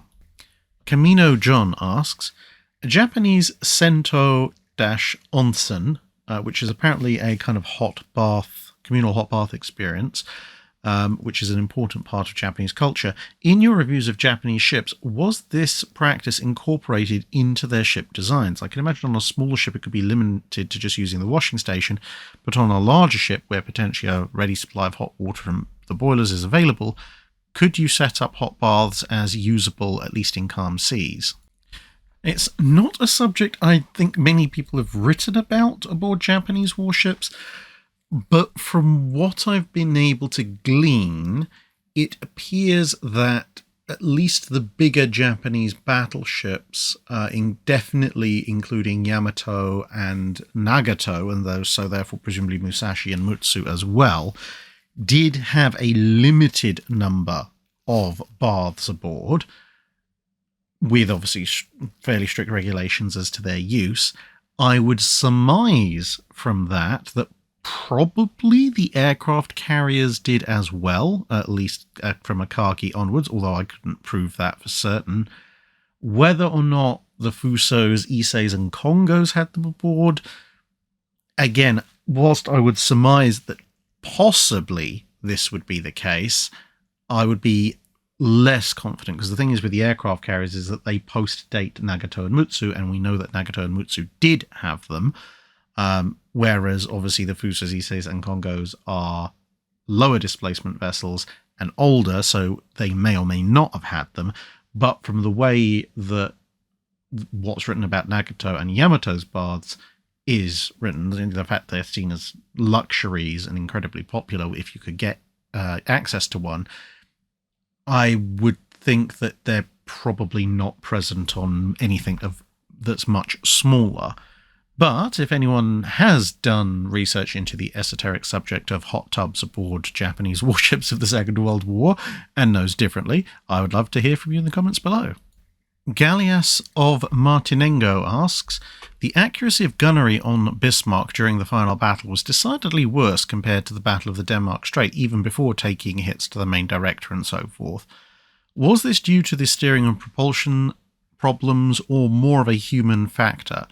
Would you expect a battleship using the Mark 8 Rangekeeper pre-radar to perform better under similar conditions? Well, there's no doubt that with a heavy sea, reduced speed, and no real control of the rudders, Bismarck was certainly by far and away a worse gunnery platform at her final battle than she was at the Battle of Denmark Strait. Because remember, you have to input what your ship is doing as much as what you think the enemy ship is doing into your fire control computer for it to come up with something approximating a decent fire control solution. With that said, however, Bismarck's gunnery wasn't too bad at the start of the action. When she started exchanging fire with Rodney, she did get a straddle or two going, and bearing in mind that the difference between a hit and a straddle is basically blind luck, because a straddle is, yes, you have the range right, you have the range spot on, deflection, etc., and now that you've put your circular area of probability for where the shells are going to land directly over your target, where exactly those shells land, whether they hit or whether they very slightly miss, which is what they did with Rodney, is basically a matter of blind luck. And bearing in mind, of course, that unlike Hood, which was relatively speaking an easy target because it was just moving in a straight line and making the occasional turn, Rodney was making active efforts to evade Bismarck's fire. So I wouldn't say, at least at the beginning of the fight, that Bismarck's gunnery was too badly affected. She just got slightly unlucky with that straddle. Of course, Rodney relatively quickly then starts smashing up Bismarck, and understandably at that point, once your main gunnery officer has been killed, Bismarck's gunnery starts to fall off quite dramatically. But, you know, the thing is, it's not just Bismarck who was shooting relatively well that day. Rodney was shooting pretty well as well, and Rodney just happened to get the more decisive hit in earlier, which is pretty much how most battleship engagements go. Geoffrey Conley asks, during the Age of Sail, who, in your opinion, was France's greatest admiral, and what were some of his achievements, and what ship is the admiral most famous for commanding? Well, usually this boils down to a fight between de Grasse and Suffren. However, I'm going to push the boat out and say that, well, you know, given that a lot of the time France's admirals, at least in the Age of Sail, the classic Age of Sail, were kind of fighting with one arm tied behind their back, either because of, you know, the revolutionary Napoleonic era policies or financing and various other problems. I'm going to say that actually an underappreciated French admiral with a lot of success under his belt was Admiral Latouche-Treville, or, with apologies to any French-speaking listeners, to give his full title, Louis-René Levasseur de Latouche-Treville, I think, if I'm remembering my high school French correctly, is something close to how it should be pronounced. Now, he's a relatively unusual one because he is actually an aristocrat and one of the few aristocratic officers to survive, albeit only just, the purges of the early revolutionary French Navy, which meant that he actually had a fair bit of combat experience under his belt already.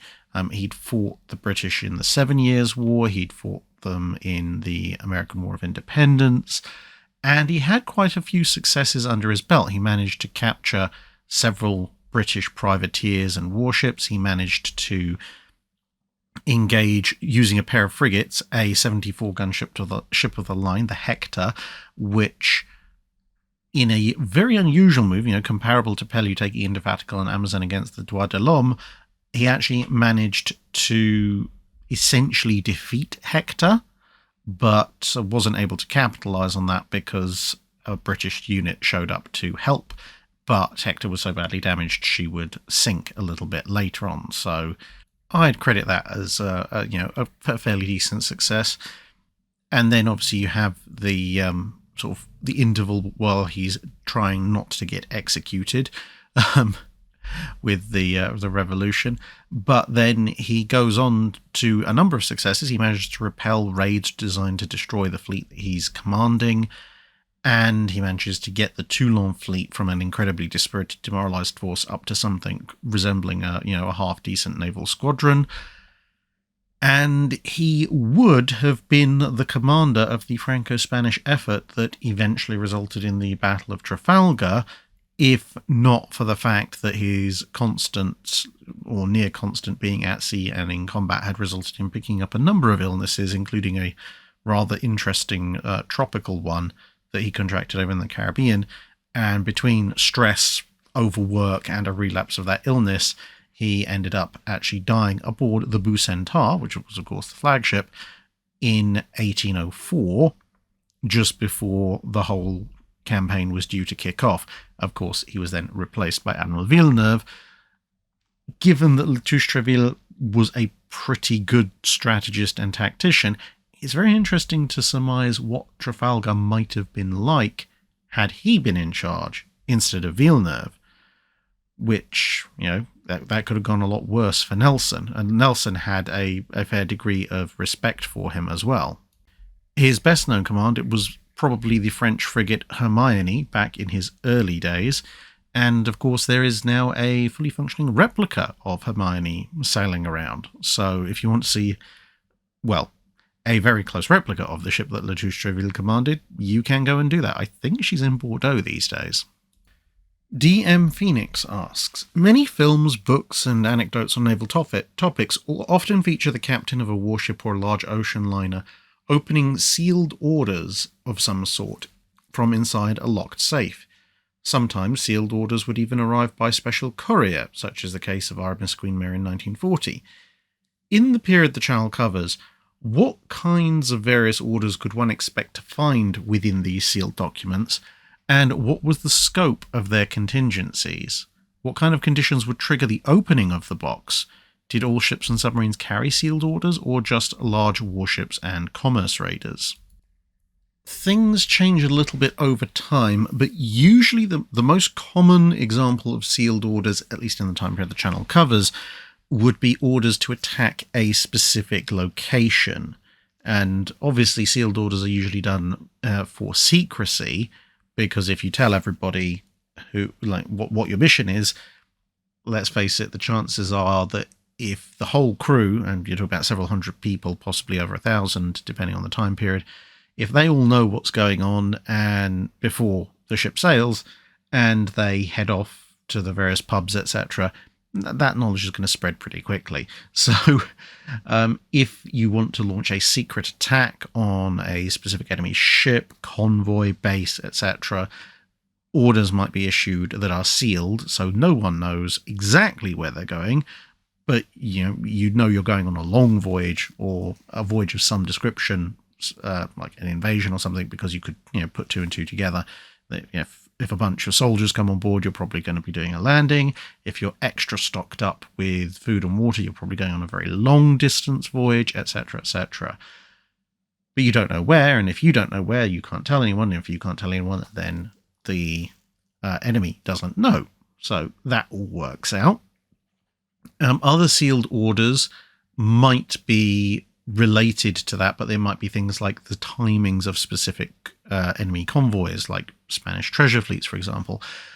Earlier on, it might also be things like exploration missions, going in territory that perhaps would be politically unwise to advertise. So, and also obviously, if you're going on a very long mission, and the enemy might try and stop you, so you would say, yes, well, we're going off on a mission to this area of the world, and then your sealed orders would say, actually, you're going to this other part. And usually that would be at least somewhat intimated to the captain before the ship sails, but obviously not confirmed until the orders are unsealed. Normally, the opening of sealed orders would be triggered by a certain date. So, someone would be told, take your ship or take your fleet out to sea, and on X date or Y number of days after you've sailed, or possibly after you've reached a certain destination or whatever, then you need to open these sealed orders. There are very rare occasions where the trigger might be something else, something a bit more variable, such as if you encounter this kind of ship, or if this situation arises, then you might want to open your sealed orders.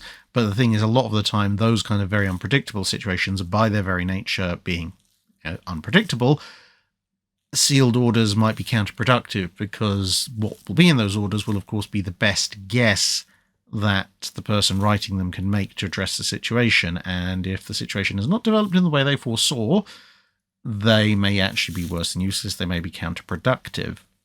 The other thing they might cover would be operations that can't be publicly admitted to.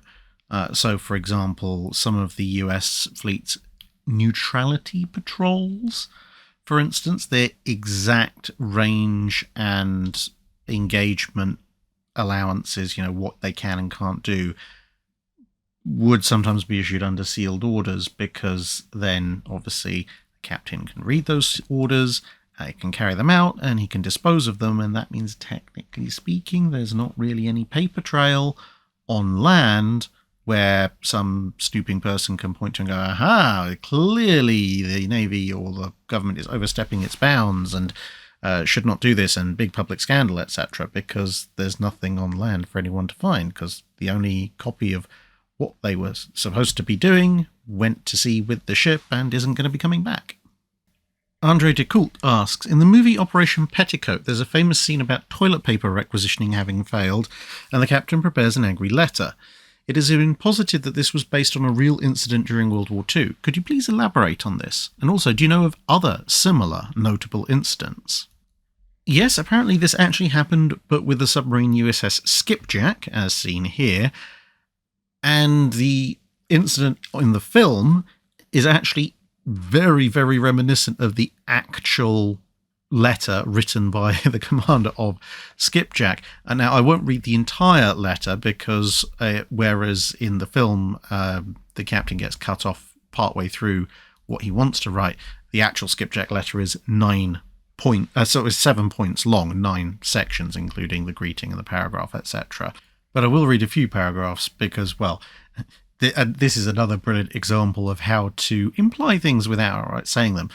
Point 3. During the 11 3/4 months elapsing from the time of ordering the toilet paper and the present date, the Skipjack personnel, despite their best efforts to await delivery of subject material, have been unable to wait on numerous occasions, and the situation is now quite acute, especially during depth charge attack. The letter is addressed to Mare Island as opposed to the location in the movie, but that, other than that, section 4 is pretty much word for word what was in the movie section. And this bit is the bit I think I like the most. Point 5. Skipjack personnel during this period have become accustomed to the use of ersatz, i.e. the vast amount of incoming non-essential paperwork, and in so doing feel that the wish of the Bureau of Ships for the reduction of paperwork is being complied with, thus effectively killing 2 birds with 1 stone. As far as other notable incidents, as in, basic supplies that really shouldn't be that difficult failing to show up, and then bureaucracy being incredibly pig-headed about not admitting that they've mucked up a bit, well, as I'm sure anyone who's listening who's served in the Navy or anything else that's afflicted with government bureaucracy can attest to, this is not an uncommon occurrence in any way, shape or form. Now, I am anecdotally aware, as in it's been related to me by a veteran, although obviously I haven't found any paperwork to back it up, but I trust the guy who told me that apparently at least 1, possibly more, ships involved in the D-Day landings, or more accurately the gunfire support of the D-Day landings, when they'd expended their ammunition and went back to the south coast, and the reason I say at least 1 was because this was the ship he was on, was greeted when they came in to restock with ammunition with a reply in the negative, indicating that the base had been ordered to conserve as much ammunition as possible in advance of the D-Day landings, and therefore this ship couldn't have any ammunition because they were saving it for that, which resulted in a very long and angry explanation that in case they hadn't, the person ashore hadn't noticed, the D-Day landings had in fact commenced, and that was the reason this particular ship was short of ammunition, which eventually got them the ammunition they needed. Now, obviously, I say that's anecdotal, but it does sound very much like bureaucracy, someone missing the fact that the largest amphibious invasion known to mankind up to that point had actually just kicked off.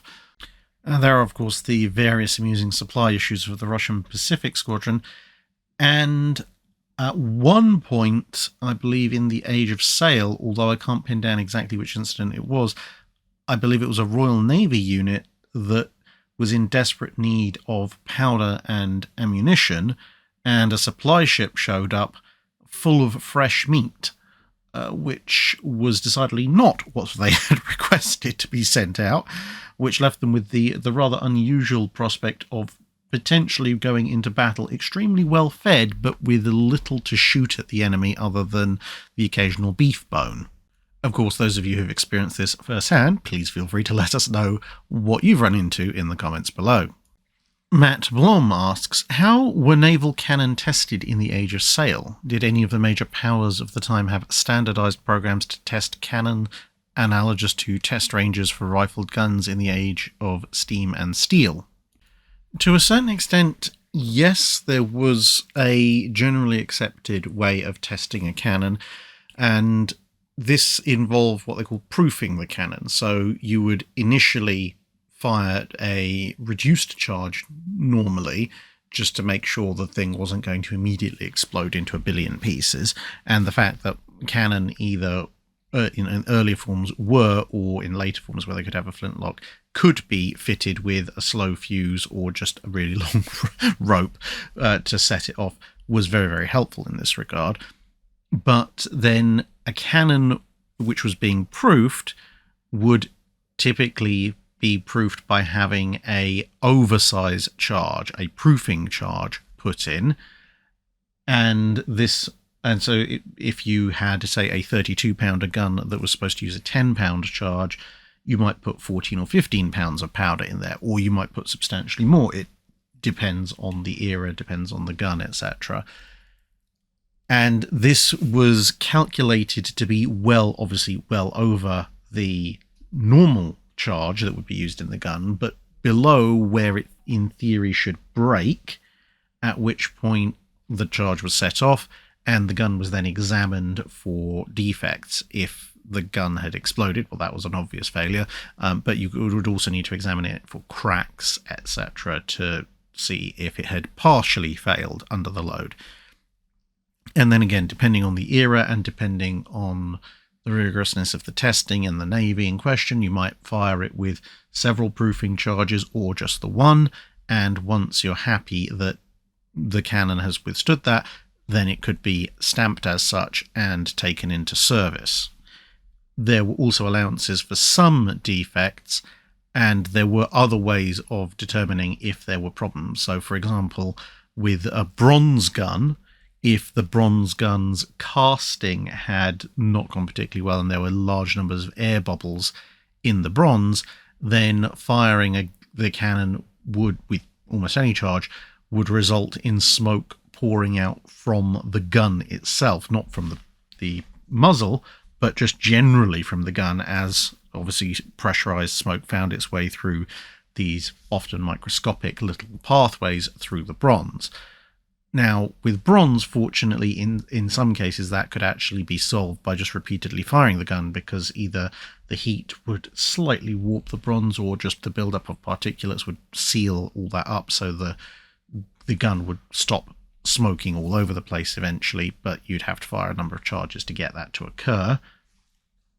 And with both bronze and iron guns, if you suspected a fault of some description with the casting, to the extent that maybe you didn't even think it was safe to fire it with a charge, what you could also do is turn it upright, so muzzle pointing skywards, and fill it with water and see if any leaks developed. Obviously, you plug the touch hole, and if water appeared on the exterior of the gun, then this was a problem, and you could obviously do various things to try and induce the water to flow as well. But most usually it was just the use of a slightly overpowered powered charge, which also meant that when you issued your tables, you could say, well, this is the battering charge, i.e. the most powerful, or sometimes called the long distance charge, because sometimes a battering charge meant a reduced short distance charge for ship-to-ship action where you're at point-blank range, and obviously the overall level of proofing, i.e. the maximum that you thought was safe for at least a few shots versus the standard service charge levels. Christopher Villenfort asks, several types of anti-aircraft turrets, like 40mm pom-poms, have the barrels offset in 2 dimensions, both vertically and horizontally. It would seem that with a vertical offset you should be able to squeeze more tubes into a given turret diameter. Did any country consider this with larger calibers? I believe towards the very end of the time period the channel covers, there were some attempts at medium-scale guns, i.e. 4, 5, 6-inch level, to get a stacked individual turret. But I don't think this was ever seriously considered. There are a few sketches here and there, but I don't think it was ever seriously considered across the broad range of things. Partly because once you scale up to really big guns, well, you've still got to load the things. So if you have a vertically stacked, let's say you have a quadruple turret with a twin turret rotation ring, and it's arranged a bit like these pom-poms are, well, how are you going to get the shells and the charges up to the second layer of guns? You've somehow got to go past the lower guns. The whole thing's going to take place essentially in midair, and if anything goes wrong, a charge or a shell falls off a hoist or whatever, there's a whole bunch of people and equipment directly underneath who are not going to appreciate that. Plus you've got to build in multi-stacked elevation cradles and so forth. The whole turret's going to be very tall, so it's going to be quite heavy. It's going to have significant stability penalties. You're going to have a huge increase in the armoured faceplate that you're going to have to build, and potentially also opening up quite a bit of vulnerability, because of course that now means you've got what's either going to be a very, very long opening for both barrels in a vertical stack to poke out of the turret, or possibly 2 separate openings, which is going to dramatically increase the chances of something getting in. Because yes, if you have a quadruple turret, you've still theoretically got the same overall number of openings, but for a shell to get in, it has to come in at both it's got a choice of 4 locations horizontally, but it's only got 1 band vertically, whereas with the stack you've got the potential for vertical and horizontal dispersion to both be a factor, with 2 potential results in both planes, which is a little bit more risky. So all of those and other considerations mean that no, vertically stacking large guns is very definitely not a good thing to try. Matt Osborne asks, I've been studying Mr. John Folk of London, a neighbour and close business associate of Maurice Thompson. My thesis research into the East India Company's lawsuit against Folk has convinced me that Folk was the primary gunpowder procurer for the faction of London merchants identified by historian Robert Brenner, which was at the centre of revolution in London. This same faction was later known as the New Modellers after the war, according to historian L.H. Roper. Could you please explain the central importance of gunpowder to the Atlantic Puritan merchants of London and their courtine friends in the late 1620s to early 1630s as both a ship's store and a trade good? What importance would Folk have had to Thompson and their future New Modeller associates, if I am correct? Well, the finer details of the 1620s gunpowder trade in England was not a subject I was expecting to having to answer questions about. However, I shall provide some information.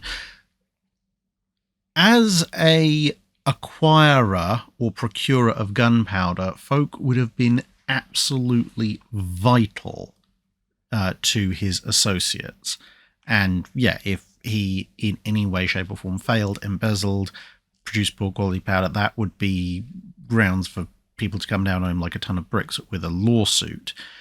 The reason for this is that gunpowder was both actually relatively difficult to get hold of, but also becoming increasingly more valuable in the early part of the 1600s, because military use of gunpowder was expanding massively.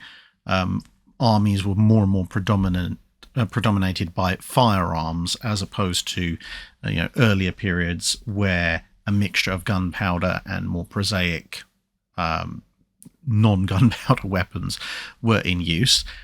There were a number of wars, including a couple that Britain was involved in the early 1600s, which obviously meant the government was in desperate need of gunpowder. And whilst in the Tudor period, the importation of ingredients for gunpowder had gone on pretty much as was needed, the Spanish Armada had brought home the fact that supplies from the European continent could not necessarily be guaranteed, but getting a manufacturer together to supply the crown with gunpowder proved to be a rather delicate issue, to the point that there was, at the beginning of the 1620s, only one licensed gunpowder manufacturer in the UK, and they supplied to the crown, so they had a monopoly over access to certain things like saltpeter in the UK.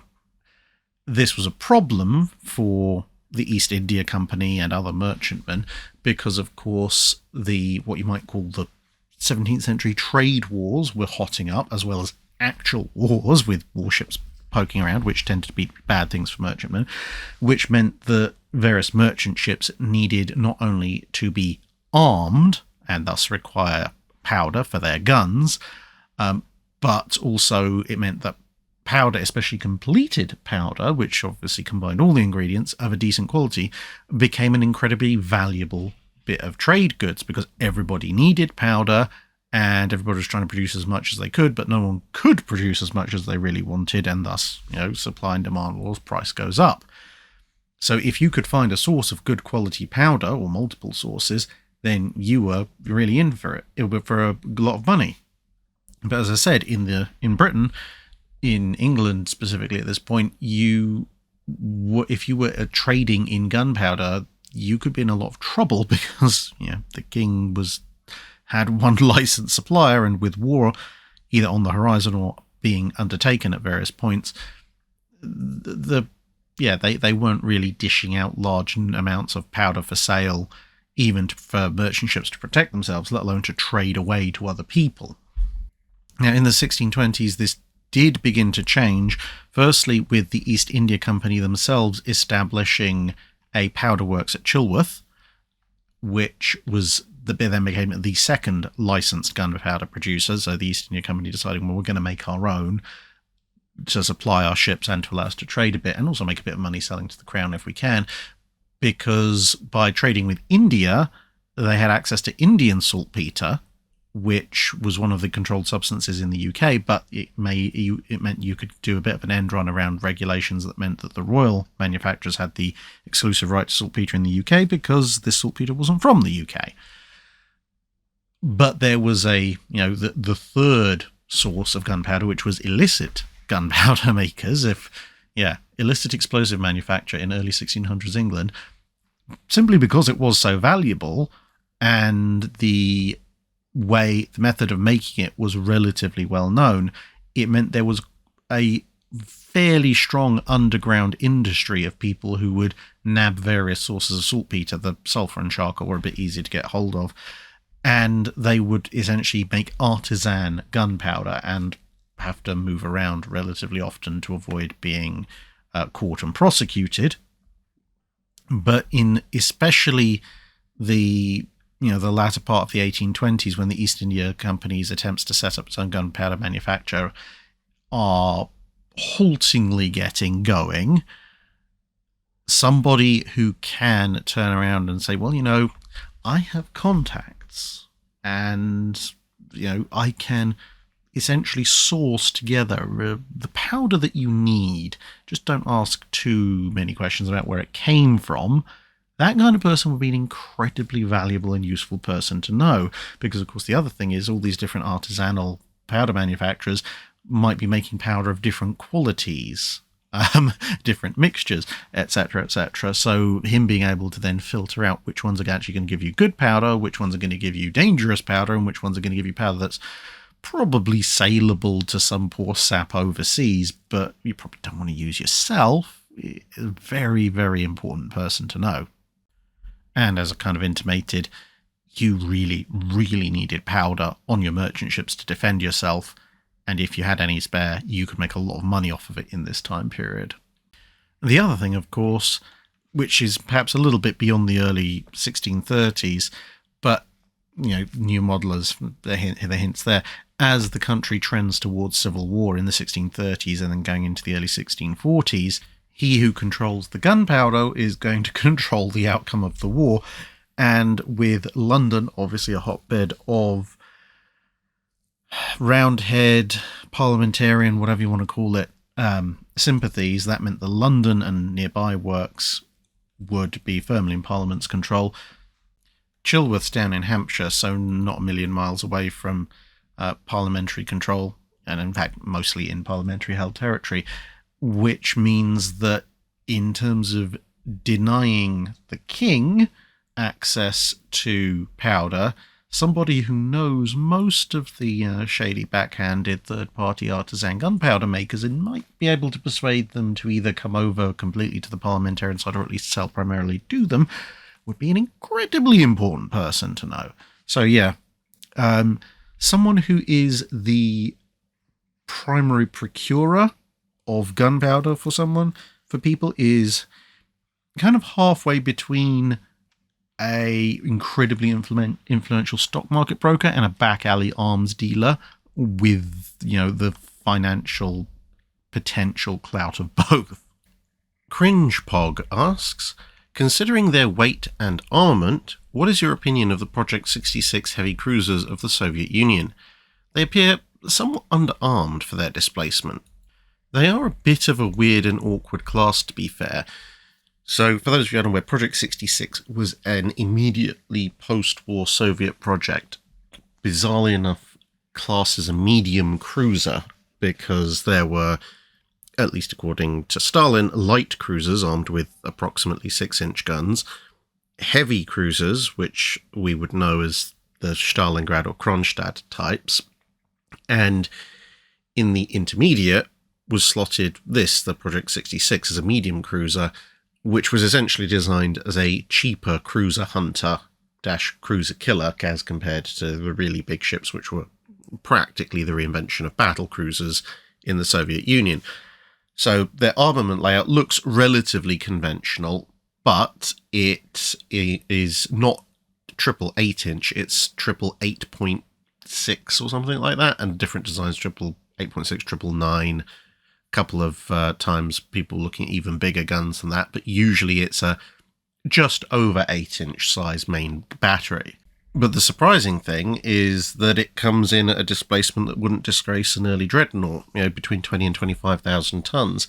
Now you might immediately be thinking, well, hang on, there is a heavy cruiser that displaces around about that much, which was being built at about the same time, that also had 9 guns of around 8-inch caliber. That's the Des Moines class, and you would be correct. However, where the Des Moines class has a lot of its weight increase due to the fact that it's using the automatic 8-inch guns, increasing its rate of fire, these ships do not have automatic fire. They have a decent rate of fire for guns of that size, but it's more along the lines of the World War II 4, maybe 5 rounds a minute, not 10 or more. But there are a few other reasons why Project 66 ended up weighing so much. Part of it is, unlike US cruiser designs up to and including the Alaska class, they did actually try to include a torpedo defense system, which took up a fair bit of weight. It wasn't a very good torpedo defense system, and it wouldn't have actually stopped any serious torpedoes, but it was there. I suppose it might have mitigated slightly the impact of torpedoes or maybe distant mines and nearby detonations, but it really wasn't worth its weight. Another fact was, as you can see, especially from the cross-sectional profile, that its heavy anti-aircraft battery was arranged all on the center line, which made the ship considerably longer. Whereas if you look at a Des Moines class, whilst there are centerline 5-inch mounts, the majority are down either side. So proportionally, that makes it a bit longer and therefore a bit heavier. Armor-wise, it's on a par with a Baltimore and a Des Moines. So obviously, that's not necessarily an excuse, because obviously with the Baltimores, they could get a similar capability on a smaller displacement. But between the torpedo defense system, the extra hull length, and most critically, and bear in mind that having the guns on the center line there with the secondary battery and extending the hull length does actually increase your weight quite a bit, not just from the high barbettes, but from the fact by making the ship longer, you're extending the armor belt and, more importantly, the armor deck, and that's a huge amount of weight.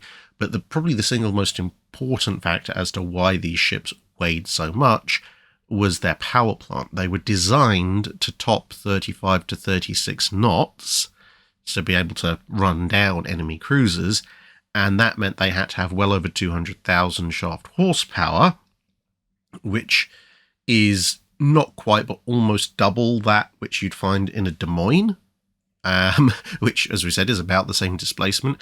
So that's why you've got these two heavily trunked funnels and a massive machinery space, which still further increases the size of the ship and has that exponential factor with all the armor you need to slap over it. So yeah, that's why they may seem a little bit underarmed for something that's quite so large, and indeed, in comparison to the Des Moines, they generally come off slightly the worse. There was also another minor contributing factor, which was the fact their main battery was supposed to be 65 caliber guns. So very long range, very high velocity, but also therefore very heavy weapons comparative to other guns of a similar caliber. Eric Van Dooting asks, if the Japanese had not solved the problem of using torpedoes in shallow water, but were still determined to go ahead with the Pearl Harbor attack anyway, what would you consider an optimal allocation of weapons per type of plane and planes attacking which targets? You can substitute other weapons that might realistically have been developed, such as Kates perhaps having heavier high explosive bombs, but you can't use hindsight regarding which US ships are present. So if the torpedoes are out, then I would just rearm pretty much every single Kate with the converted 16-inch shells that they were using as armor-piercing bombs, because realistically, that's the main weapon in absence of torpedo that I would use, because if there are US battleships present, which of course historically there were, then that's pretty much the only thing you've got that's going to penetrate their deck armor. Just look at how many of the little dinky 550-pounders the Val's dropped on various US capital ships there with relatively minimal effect. And even if the carriers are there, which of course historically they're not, but in planning I don't know that, then a 550-pounder that maybe goes through the flight deck and explodes in the hangar deck, that could cause fires, but if the carrier is moored up, it's relatively unlikely to have fully fueled and operational aircraft in large numbers in the hangar.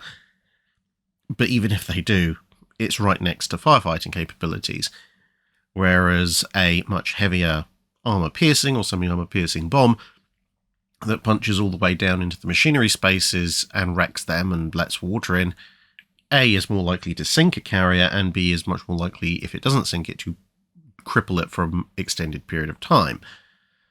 And if I can, I would extend the number of Kates present. So all my Kates are carrying these heavy bombs, and as many of them as I can get, because with the best weather in the world, as we just said, a Kate with a heavy bomb is better against a carrier, in my opinion, than a Val with a 550-pounder. And there are some targets which the Vals just won't have any real effect on. But for the Vals that I do have to take, because there's only a limited number of Kates available, and some of the Val units would probably revolt if I remove them entirely from the operation, they would have a targeting priority of first the aircraft carriers, because they're the primary target and they are at least somewhat vulnerable. But in the event that there aren't any carriers present, or obviously in my planning, let's say maybe the first wave sinks all the carriers that I think might be present, then the Val's next instructions would be to go after cruisers, destroyers, and portside infrastructure, which are vulnerable to their bombs, and just ignore any heavy capital units because they're not going to really accomplish all that much. Other than that, the Zeros are the Zeros. They're going in there to engage enemy fighters, and possibly I might suggest that they focus a little bit more on anti-aircraft suppression, strafing runs against anti-aircraft positions and so forth, but that's not going to make a huge amount of difference, I think. Ebereg asks, a while back I ran into an interesting factoid that the first warship captain to ever commit suicide while in battle was Captain Peter Zench of U-505. This seemed a bit odd since World War II is a very recent naval war compared with the rest of naval history. Was there an earlier incident of, for example, a Roman galley captain falling on his sword when things started going wrong? Whilst for perhaps obvious reasons, the field of warship captains who checked out of life midway through combat by their own hand is not exactly what I've studied in any great depth.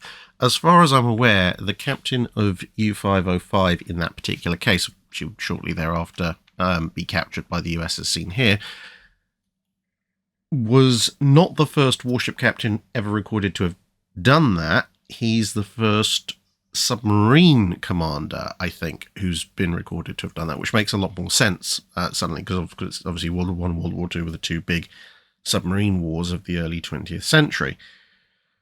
And submarines hadn't really been invented that much earlier than World War I in terms of large fleet scale use. In terms of previous captains, off the top of my head, I'm not aware directly of too many who did in for themselves whilst they were actually in the middle of combat. There are a fair number of officers, captains, admirals, etc., who are known to have done so in the immediate aftermath of a defeat, i.e. whilst the battle is kind of wrapping up. I guess they're paying with their lives for their failures in their own eyes. There are one or two who are known to have done so immediately before a combat. There's in the Age of Sail, or the name escapes me, there was one Royal Navy officer who did so. They essentially had sighted the enemy fleet and were supposed to be making ready for combat when there was a shot heard from his cabin. But during combat itself, I think the U-boat, or the submarine in general, affords something of a unique environment because obviously you're enclosed and away from the enemy. But there are quite a number of recorded instances in especially the Age of Sail, that kind of era, when there's a fair number of small arms and cannon going off, of captains who seem to break under the pressure, but rather than just turning their weapons on themselves, they rather deliberately did things like lead suicidal boarding actions, or just one-man boarding actions, things like that. Essentially the same thing, but getting the enemy to do it for them. But as I said, it's not a field that I've particularly studied, but there certainly are captains who, at least in the immediate proximity of or during combat, have deliberately sought death, whether by their own hand or somebody else's. Silderon Machine Works asks, Admiral Willis Lee was an Olympic sharpshooter and Admiral Jackie Fisher was an enthusiastic dancer. Do you know of any other naval officers who had interesting talents or hobbies that one would not think of for a career military man? There are quite a few, actually. Admiral Cochrane, seen here in his earlier years, the wind-up one-man war crimes machine that no one ever quite managed to figure out how to turn off. He was also a very profligate inventor-engineer, coming up with all sorts of fancy schemes for improving the ways of building things, some of which didn't work, some of which didn't work initially but would actually work in the future once technology caught up with his ideas, and some of which just flat out worked, even if they weren't widely taken up at the time. For example, the idea of using compressed air in excavating tunnels, to avoid people suffocating and to keep everything clear, etc. That was one of his ideas. It wasn't implemented for a while, but he came up with it. So, yeah, when Admiral Cochrane wasn't actually bringing death and destruction to his enemies, he was dividing his time between thinking up new and inventive ways to bring death and destruction to his enemies, and, surprisingly, ways of keeping everybody else alive and working more efficiently. Admiral Warren, slightly earlier 18th century admiral in the Royal Navy, also happened to be a lawyer, of all things, and not a lawyer of naval law either. It was civil law. So he could take a fleet into battle against the French, and he could also represent you in court if you had a property boundary dispute with your neighbour. Admiral Kerr, of the late 18th, early 19th century, was also a fairly accomplished artist. He liked sketching things, landscapes, and caricature. And Admiral Reimer was apparently also a very keen gardener, although quite where he picked up a skill for gardening in the middle of an active naval career, who knows? Gordon Butler asks, could you tell us about how minesweeping operations were performed, how minefields were designed, and the rules about declaring locations of minefields? So, kind of going in reverse order with this one, rules about declaring the locations of minefields, yeah, those have never really been followed. In theory, going as far back as 1907, when there was a Hague Convention on the use of mines, in theory, mines that were unmoored were supposed to self-destruct after an hour, if they hadn't hit anything, and moored mines, the more regular type, were supposed to disarm themselves or self-destruct if their mooring lines were cut. That really didn't happen. Otherwise, minesweeping wouldn't be as difficult a job as it is. And, of course, you were supposed to inform everybody where you had laid a minefield. You didn't have to tell them as you were doing it for obvious reasons, but you were supposed to inform everybody pretty soon after you'd laid the minefield, hey guys, there's a minefield in this approximate location. Also, in the 1907 convention at least, minefields were held to be primarily aimed at warships, and so using a minefield against primarily commercial shipping was forbidden. Yeah, no one paid attention to that one. And you were supposed to do everything you could to allow the safe passage of commercial shipping through your minefields, presumably in the form of creating cleared lanes and telling merchant shipping about it. Yeah, and that also didn't occur. Theoretically, as far as I'm aware, through the period the channel covers and into even the modern era, if you do lay mines, you are supposed to tell commercial and neutral shipping that the area has been mined and that you should avoid it. But again, you know, outside of propaganda efforts to scare people into staying away from them, I don't think almost any law regarding the use of naval mines has ever been followed for any particular length of time in any conflict. In terms of how minefields were designed, well, it depended on what your purpose for the minefield was.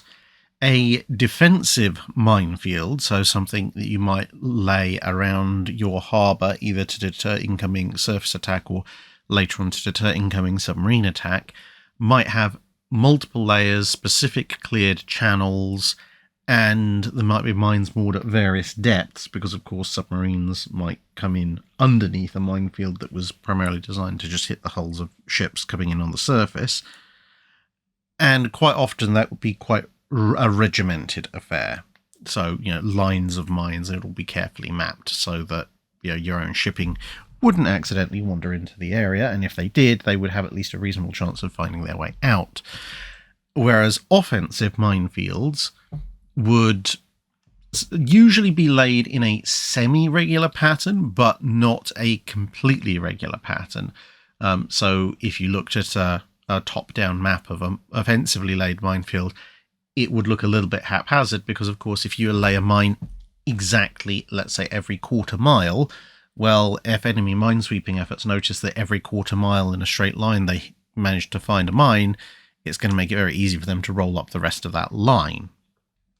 And obviously you're not going to have safe channels, etc., through a minefield you've laid off of an enemy port or in the vicinity of an area that you know your enemy's going to come.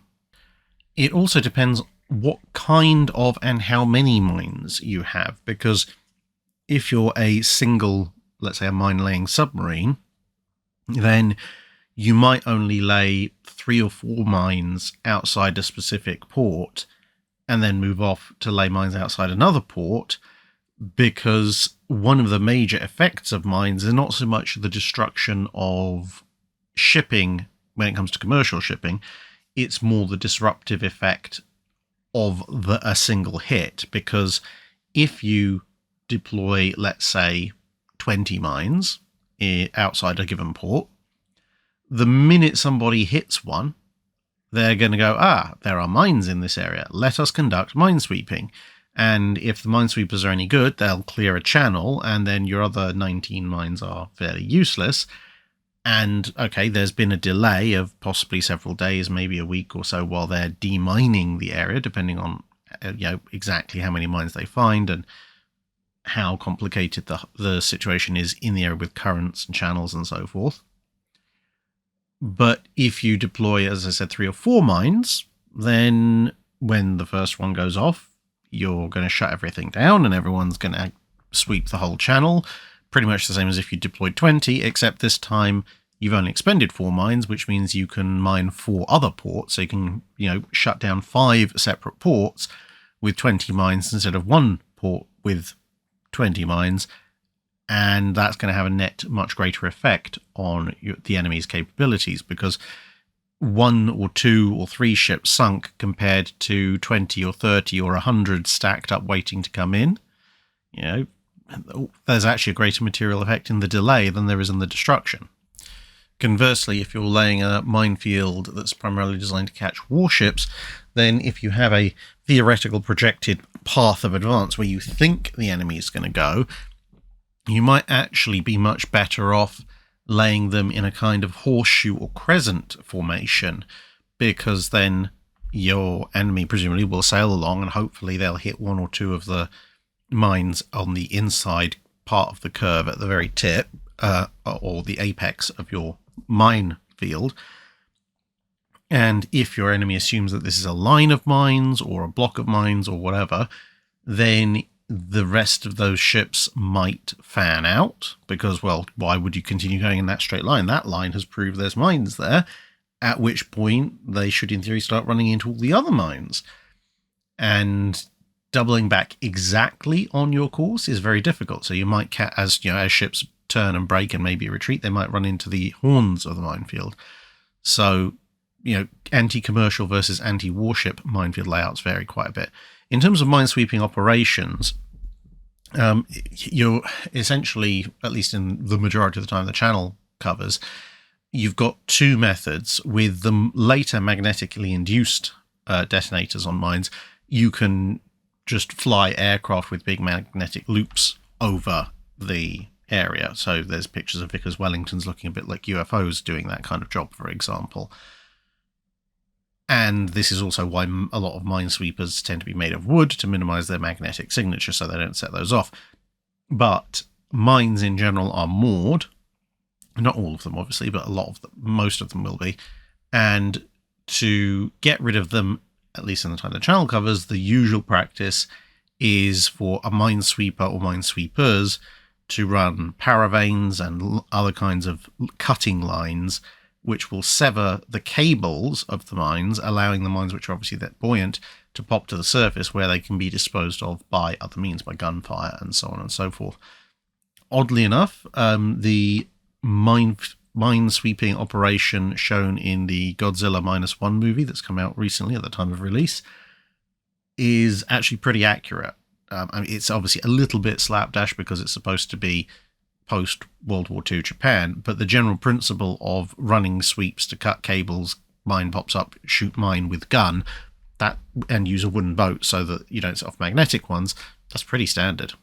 Fireteam Joker asks, I recently saw something different, a picture of an F6F3 Hellcat being launched from a catapult from inside the hangar deck of USS Essex during a training exercise in Chesapeake Bay in 1942.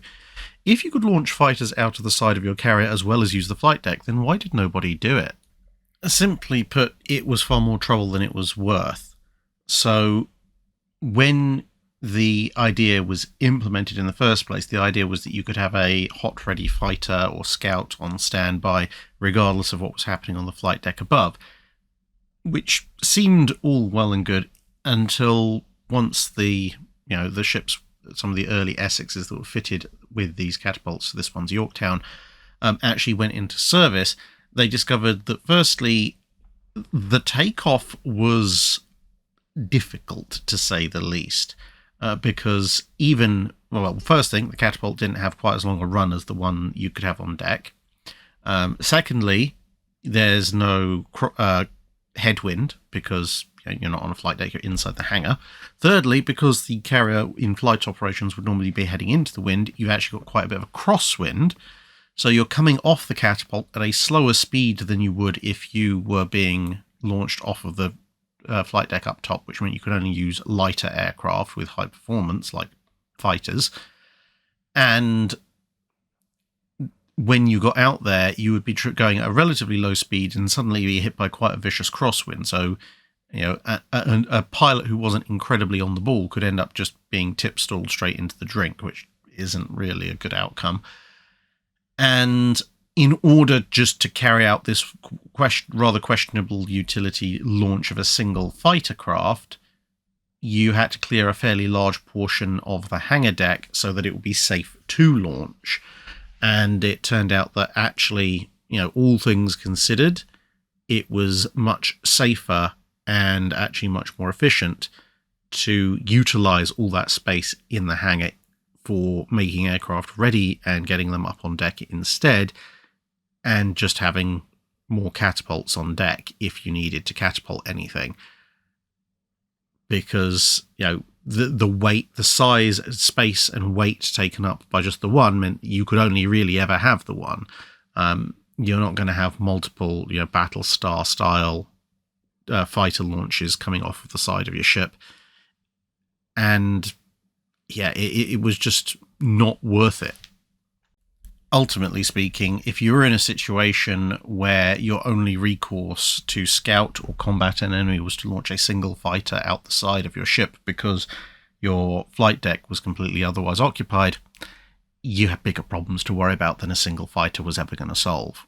Lou is British for John asks, in Callahan's Night Action at Guadalcanal, a new analysis with Robert Lundgren, several types of ammunition are mentioned, such as Type 3.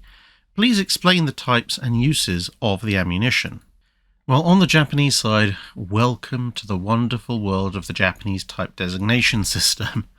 So for the Japanese Navy, not the Army did things slightly differently, but the Japanese Navy in the interwar period started off with naming things type, insert number here, based on the reign of the emperor. So that meant obviously things would reset. So, for example, in the early part of the interwar period up till 1926, you would have, well, let's say from 1920 all the way through to 1926, you're going to have Type 9, Type 10, etc., because it's the 9th and 10th, etc. years of the reign of the emperor who was in charge at that point, known as Emperor Taisho. And then in 26 he dies, Hirohito becomes emperor, thus starting the Showa era in Japan. And so something that was made in 1926, I suppose in theory, could be a Type 15 if it was developed while in the Taisho era, or it could be a Type 0 if it developed toward the end of the year in the Showa era. And then to help things even more, at the end of the 1920s, they decided they were going to change it to being the last two digits of the year according to the Japanese imperial calendar, which is different from the Western calendar. So, 1929, which was when they made that decision, was 1929 in the Western calendar, but it was 2589 in the Japanese calendar. So if you develop something in what to us in the West was 1929, to the Japanese that would be a Type 89. So when it comes to the naval battle at Guadalcanal, a Type 91 armor-piercing shell would have been developed in the Japanese year 2591, which would be, if my math is correct, would be 1931 our year. But unfortunately, then when you get to 1940, which is the year 2600 in the Japanese calendar, that means everything resets. So instead of having 80s and 90s, you have 0. So a Type 0 shell would be a shell that was developed in 1940. A Type 1 would be one that's developed in 1941. Type 3, in theory, would be something developed in 1943. But a Type 3 could also be something developed in, I guess, early 1929, because that would be the third year of Emperor Hirohito's reign, as long as it was before they decided to switch over to 1929 being a Type 89 instead of a Type 3. And just to throw extra confusion into the mix, if something was determined to be a special weapon, then it had its own series of numberings. So 3, for example, was incendiary. So obviously when you look at the Type 3 Sanshiki, which literally actually means 3 type shells, which were loaded into Hiei and Hiroshima guns during that battle. Well, obviously, with the battle taking place in 1942, they couldn't be Type 3 shells as invented in 1943 because they weren't time-traveling shells, and I seriously doubt they were inventing 14-inch, incendiary anti-aircraft shells back in 1928. So the 3 in this case means that it is a incendiary shell as opposed to a reference to a year. But a Type 91 or Type 1 armor-piercing shell is a reference to a year, as is, as far as I'm aware, the Type 0 HE shell. Now, as I just indicated, obviously AP shells, armor-piercing shells, they're supposed to be used against armoured targets, i.e. anything cruiser size and upwards.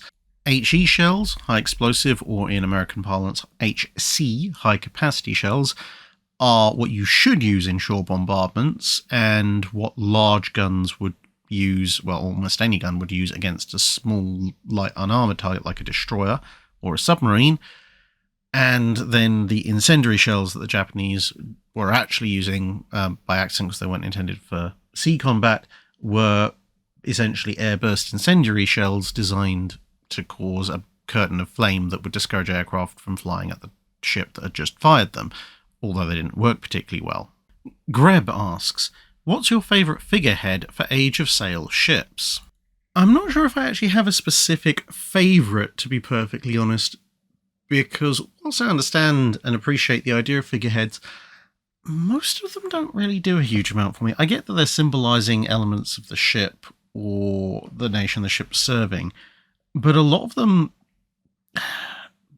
to be honest, they look a little bit gormless or a bit nonsensical, at the head of a ship ploughing through the waves, especially human ones. Now, this figurehead is obviously, this is HMS Warrior on HMS Warrior, and unsurprisingly, it is a warrior, points for originality. This is one of the slightly better ones in the, at least this guy looks vaguely like he's, swooping through the seas and looking forward to some kind of confrontation, as opposed to, slightly confused woman with dog or something like that, which is not uncommon for figureheads of the period. As a result, I tend to prefer more naturalistic figureheads, so sea creatures, dolphins, eagles, lions, that kind of thing. They tend to be, for some reason, slightly more dynamic, even if some of the lions look a little bit goofy. They tend to be a bit more dynamic, and they tend to suit, I think at least, my personal sense of aesthetics, being on the bow of a ship somewhat better. So that would be my broad choice. Although, if you do want to do humanoid figures, as I said, you can do them, you can make them work, but I think they have to look the part. They have to be quite dynamic, quite determined, quite fitting for their role, at least on warships. On merchant ships, go nuts, do what you like, really. This one, for example, is on a more modern Peruvian ship, and as you can see, is actually an Inca warrior. And kind of like with the HMS Warrior statue that you saw a minute ago, you can see it's been made a little bit more dynamic, and I know with the cape maybe a little bit superhero-y, but, between the pose and the dynamics, for a humanoid figure, this one looks like it actually suits being on the bow of a ship plunging through the sea. Unfortunately, at least to my eye, a lot of figureheads from the Age of Sail have the kind of look on their face of, who am I, what am I doing here, and what did I do to deserve this? Why? SMS Schliessen asks, did the Japanese Navy ever consider repair or maintenance of their vessels overseas, similar to the US Navy during the interwar period or during World War II? Given the battlefield was far away during the early period of the Pacific War, and taking ships all the way back to Japan wasted a lot of time. Yes, they did to an extent. They did have a few repair ships. One of them was actually converted out of an old pre-dreadnought, and a purpose-built one following that. The Akashi, I think it was, actually spent a lot of time sitting in truck doing forward repairs. And when the Japanese captured Singapore, although the British scuttled their large floating dry docks there, the Japanese did refloat, repair, and put those back into service. So they did consider it to a certain degree. However, you've got to remember that the Japanese expansion targets were never quite reached.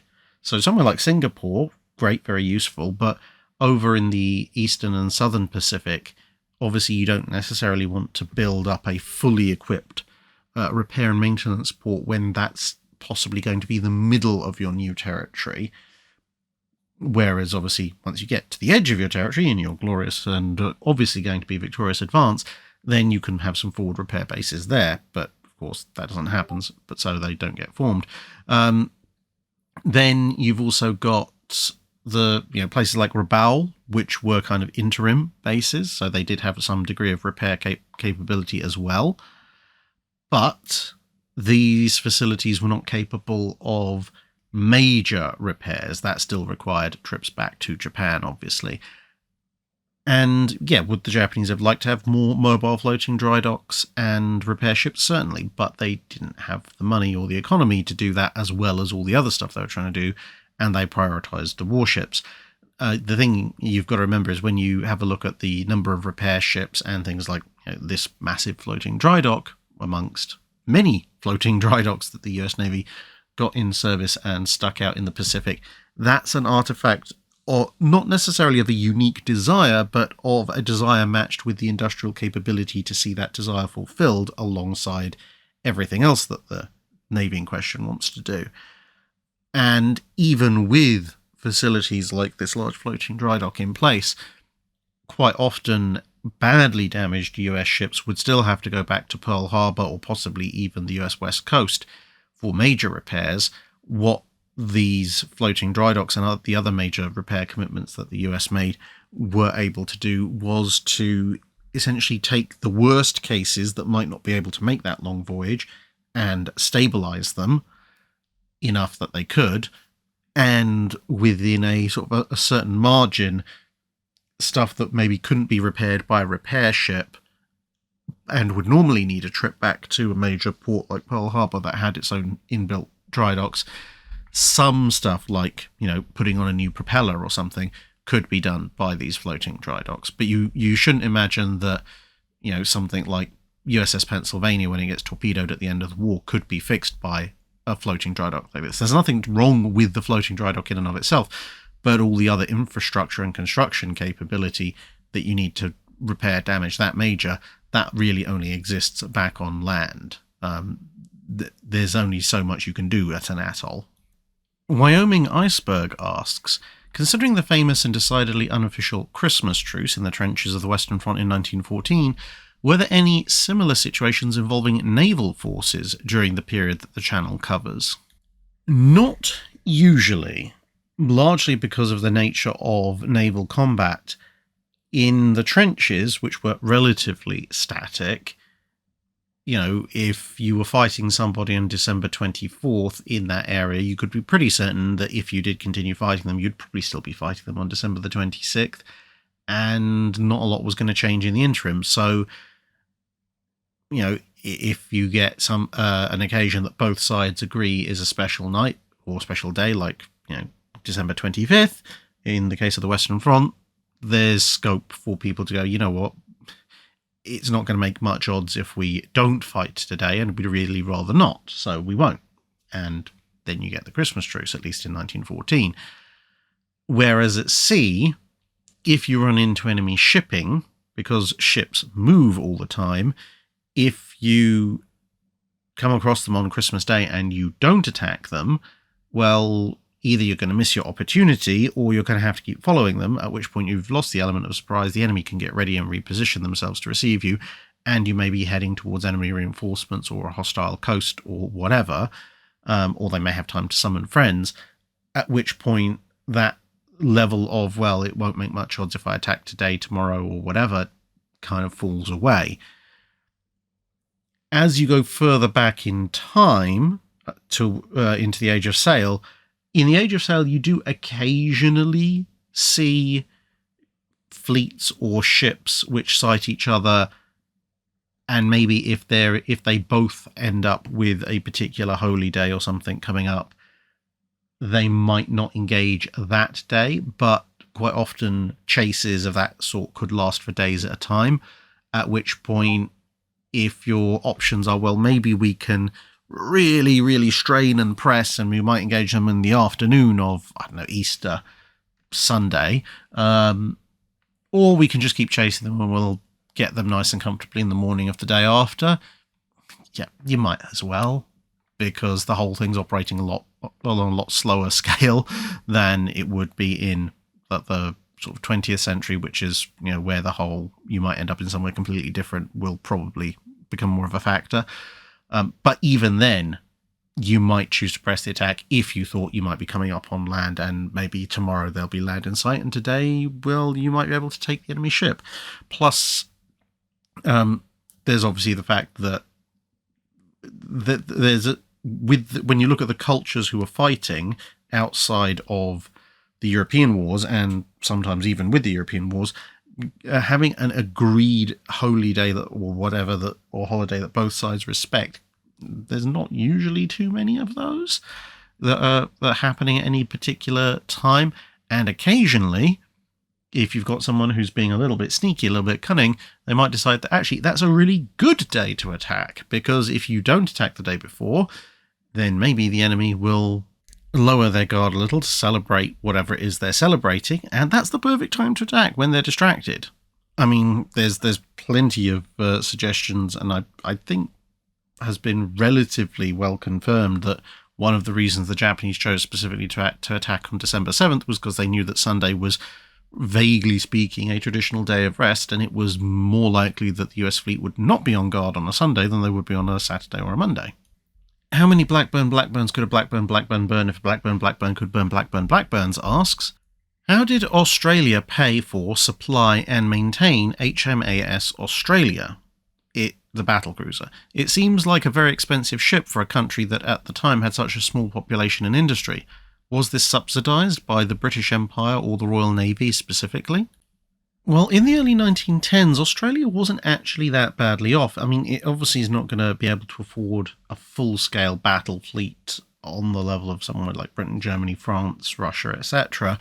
But when you look at, say, the comparative GDPs of the various countries in 1913, you might be surprised to find that Australia actually has a 15 to 16% larger economy than Brazil, and or Argentina, and a significantly bigger economy than Chile. And bearing in mind that each of those countries had, destroyers, submarines, cruisers, and battleships, both holdover legacy older ones, and in all but Chile's case, had a pair of battleships. So the Argentinians had the Rivadavias, the Brazilians had the Minas Gerais, and they had, well, until they sold it, Agincourt, which was formerly Rio de Janeiro, and the Chileans had ordered 2 battleships, even if they would never get the second one. And then think, okay, well, so those countries are able to do that. Australia has more money than any one of them. And suddenly, running one battle cruiser, some cruisers and a destroyer, and some destroyers, and some subs, so the fleet unit that they were sold, is actually, economically speaking, relatively affordable for Australia. And as a whole, the Australian economy was actually doing pretty well. In the early 1910s, it was coming off of a decade of relatively high GDP growth. And for the first 2 decades of Australia's existence, which, bearing in mind, previously it had been a bunch of separate colonies or states, it was actually running not a deficit with its public spending. It was actually running basically the government was turning a net profit. So of all the times for Australia to be able to afford a small battle fleet, this was it. Obviously, in the 1920s, the economic situation changed, which was one of the several reasons why they ended up getting rid of the Australia. But that's a separate discussion. So yeah, and for those of you who are wondering, yes, Canada did have a bigger GDP than Australia, so Canada could have afforded a similar fleet unit or more. And indeed, of course, remember the Canadian Parliament was debating at points and buying multiple battleships, albeit gifting them essentially straight back to the Royal Navy. So the economic might of at least the larger colonies, dominions, or whatever you want to call them, in the Royal Navy, in the British Empire, was surprisingly high compared to what you might think of just looking at population figures. And well, congratulations, you've reached the end of this part of the Drydock. We'll look forward to part 2 coming up soon on a channel near you.